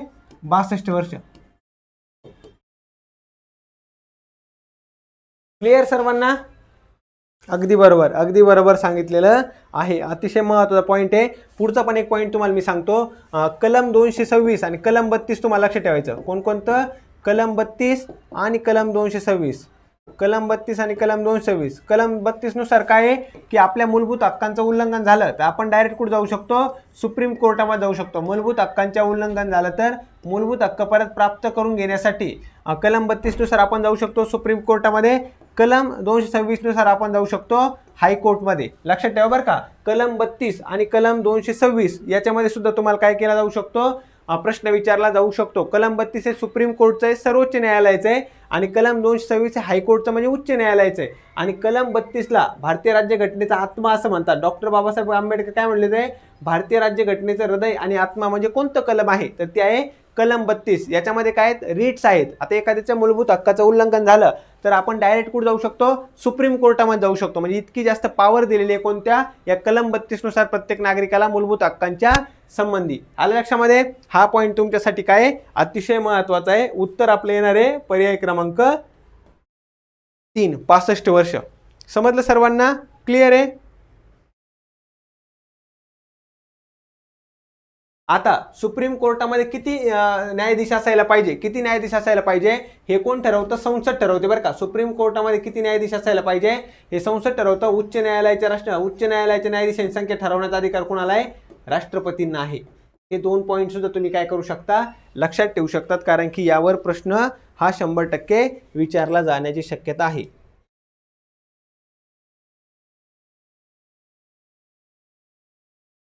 समजतंय का सर्वांना? क्लिअर होतंय? चलो पुढच्या प्रश्नाकडे जाऊयात. पुढचा प्रश्न काय आहे? खालीलपैकी अयोग्य जोडी ओळखा. तुम्हाला महाराष्ट्रातील काही घाट दिलेत आणि त्याच्या संबंधित मार्ग दिलेत. थळघाट हा मुंबई ते नाशिकच्या दरम्यान आहे. बोरघाट मुंबई ते पुण्याच्या दरम्यान आहे. फोंडा घाट कोल्हापूर ते पणजीच्या दरम्यान आहे. आणि महत्वाचं कुंभार्ली घाट पुणे ते बारामतीच्या दरम्यान आहे. यापैकी चुकीची जोडी कोणती आहे?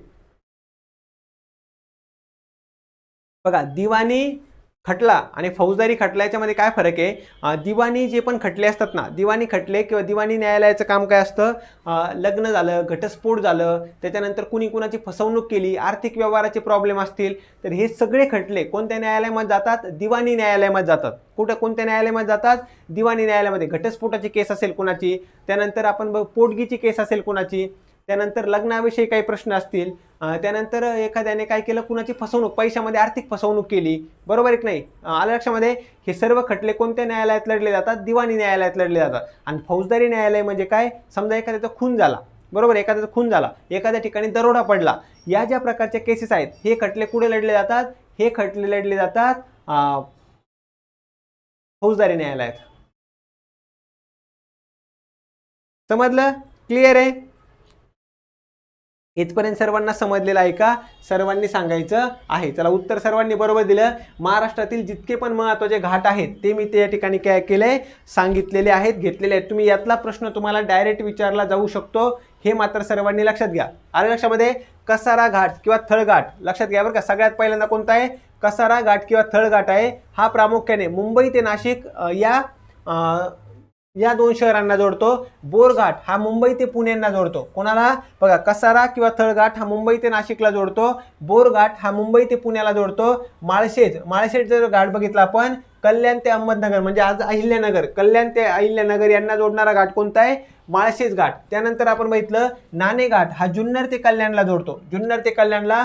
तामिनी घाट महत्वाचं पुणे ते माणगावला जोडतो. पुणे ते माणगाव. जितके पण महत्वाचे आहेत. आलं लक्षामध्ये? नाही नाही, मोठे गुन्हे का छोटे गुन्हे असा त्यामध्ये विषय नाहीये. गुन्ह्याचं स्वरूप महत्वाचं आहे. आता एखाद्याची 100 कोटीची फसवणूक झाली, हा मोठा गुन्हा झाला ना.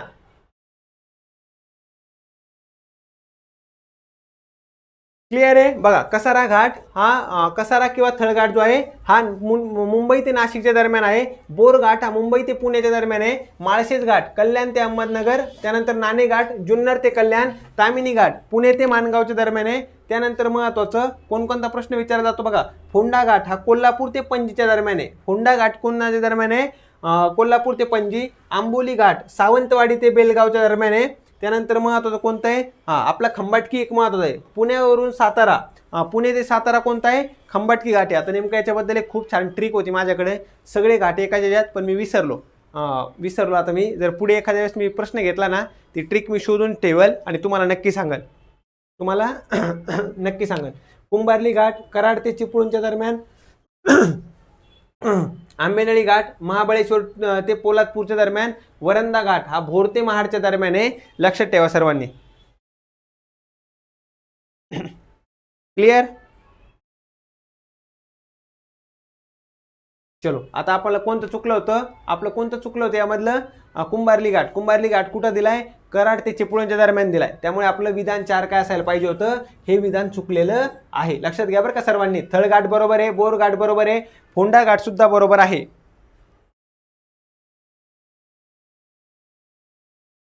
येस, मी 100% नाही, मी 100% तुम्हाला एखादा प्रश्न घेईल मी उद्याच्या लेक्चरमध्ये, आणि त्यामध्ये मी तुम्हाला याची एक ट्रिक सांगतो. नक्की तुम्हाला याची ट्रिक सांगतो. हे सर्व महत्त्वाचं तुम्हाला लक्षात ठेवणं गरजेचं आहे. घाटावर प्रश्न विचारला जाऊ शकतो, 100% विचारला जाऊ शकतो. पुढचा प्रश्न आहे, चुकीचं विधान ओळखा. राज्यसभा आहे संसदेचं कायमस्वरूपीचं सभागृह आहे. लोकसभेचा कार्यकाळ 5 वर्षाचा असतो. भारताचे उपराष्ट्रपती हे राज्यसभेचे सदस्य असतात. धनविधेयक हे फक्त लोकसभेतच मांडता येतं.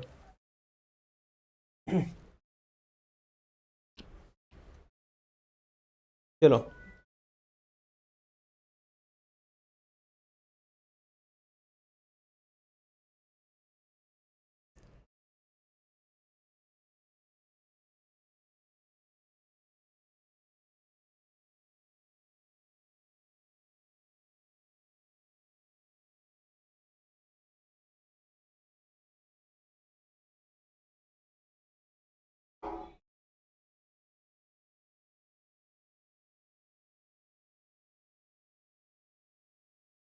चला बघूयात कोण कोण उत्तर देते. आता हा प्रश्न इंटरेस्टिंग आहे बरं का, मला बघायचं या प्रश्नाचं उत्तर कोण कोण बरोबर देते.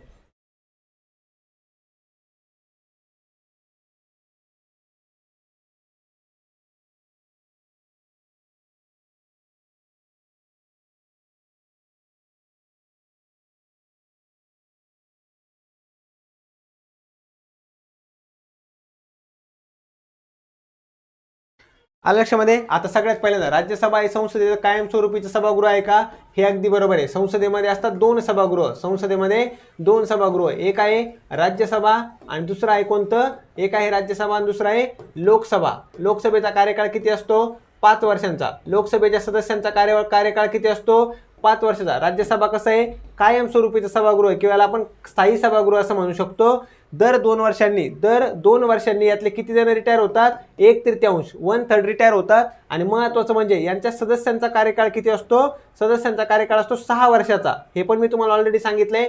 राज्यसभा सदस्य व्हायचं असेल तर कमीत कमी वय किती असावं लागतं, 30 वर्ष. आणि लोकसभा सदस्य व्हायचं असेल तर वय किती असावं लागतं, 25 वर्ष. हे तुम्हाला सर्व लक्षात घेणं गरजेचं आहे. समजलं. बघा आता राज्यसभा कायमस्वरूपी सभागृह आहे, हे तुमचं क्लिअर झालं. त्यानंतर महत्त्वाचं लोकसभेचा कार्यकाळ 5 वर्षाचा असतो, हे पण बरोबर आहे. लक्षात घ्या तिसरं जे विधान आहे ना, तिसरं विधान त्याच्यामध्ये काय प्रॉब्लेम आहे मी सांगतो. भारताचे उपराष्ट्रपती हे राज्यसभेचे सदस्य असतात, नाही. भारताचे उपराष्ट्रपती हे राज्यसभेचे सभापती असतात. कोण असतात, सभापती असतात. परंतु ते राज्यसभेचे सदस्य असतात का, नाही. लक्षात घ्या बरं का. तुम्हाला प्रश्न काय विचारला जाऊ शकतो ते अतिशय महत्त्वाचं आहे. भारताचे उपराष्ट्रपती जे पण असतील, उपराष्ट्रपती पद जे आहे हे कलम 63 मध्ये सांगितलेलं आहे आपल्याला. कशामध्ये सांगितलेलं आहे, कलम 63 मध्ये. उपराष्ट्रपती यांच्याबद्दल प्रश्न विचारला जाऊ शकतो असं मला तरी वाटतंय. आता उपराष्ट्रपती हे कोण असतात, राज्यसभेचे पदसिद्ध सभापती असतात, एक्स ऑफिशियो चेअरमन ज्यांना आपण म्हणतो.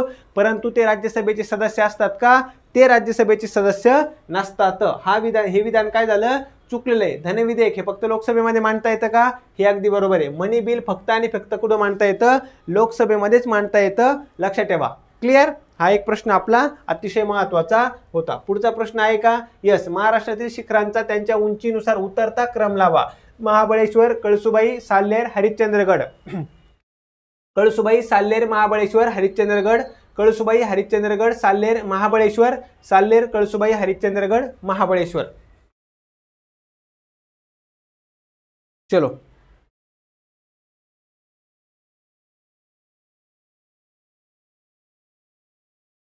काय येणार आहे आपलं उत्तर, पटपट सर्वांनी सांगा.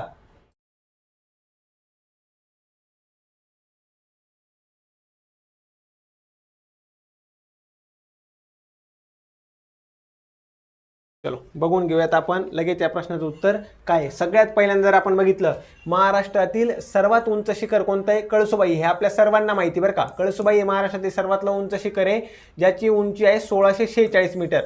1646 मीटर.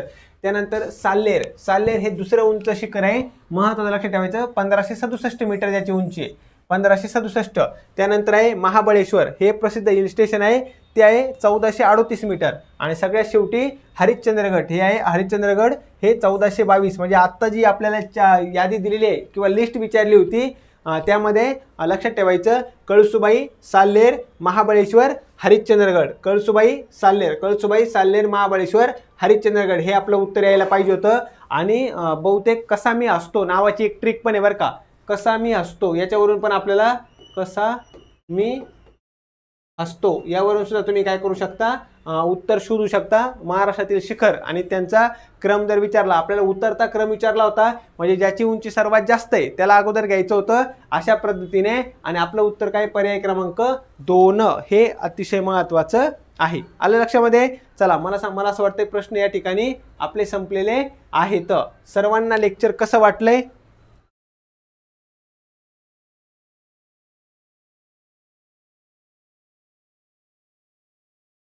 मी भूगोल शिकवत नाही बरं का, आधीच सांगतो.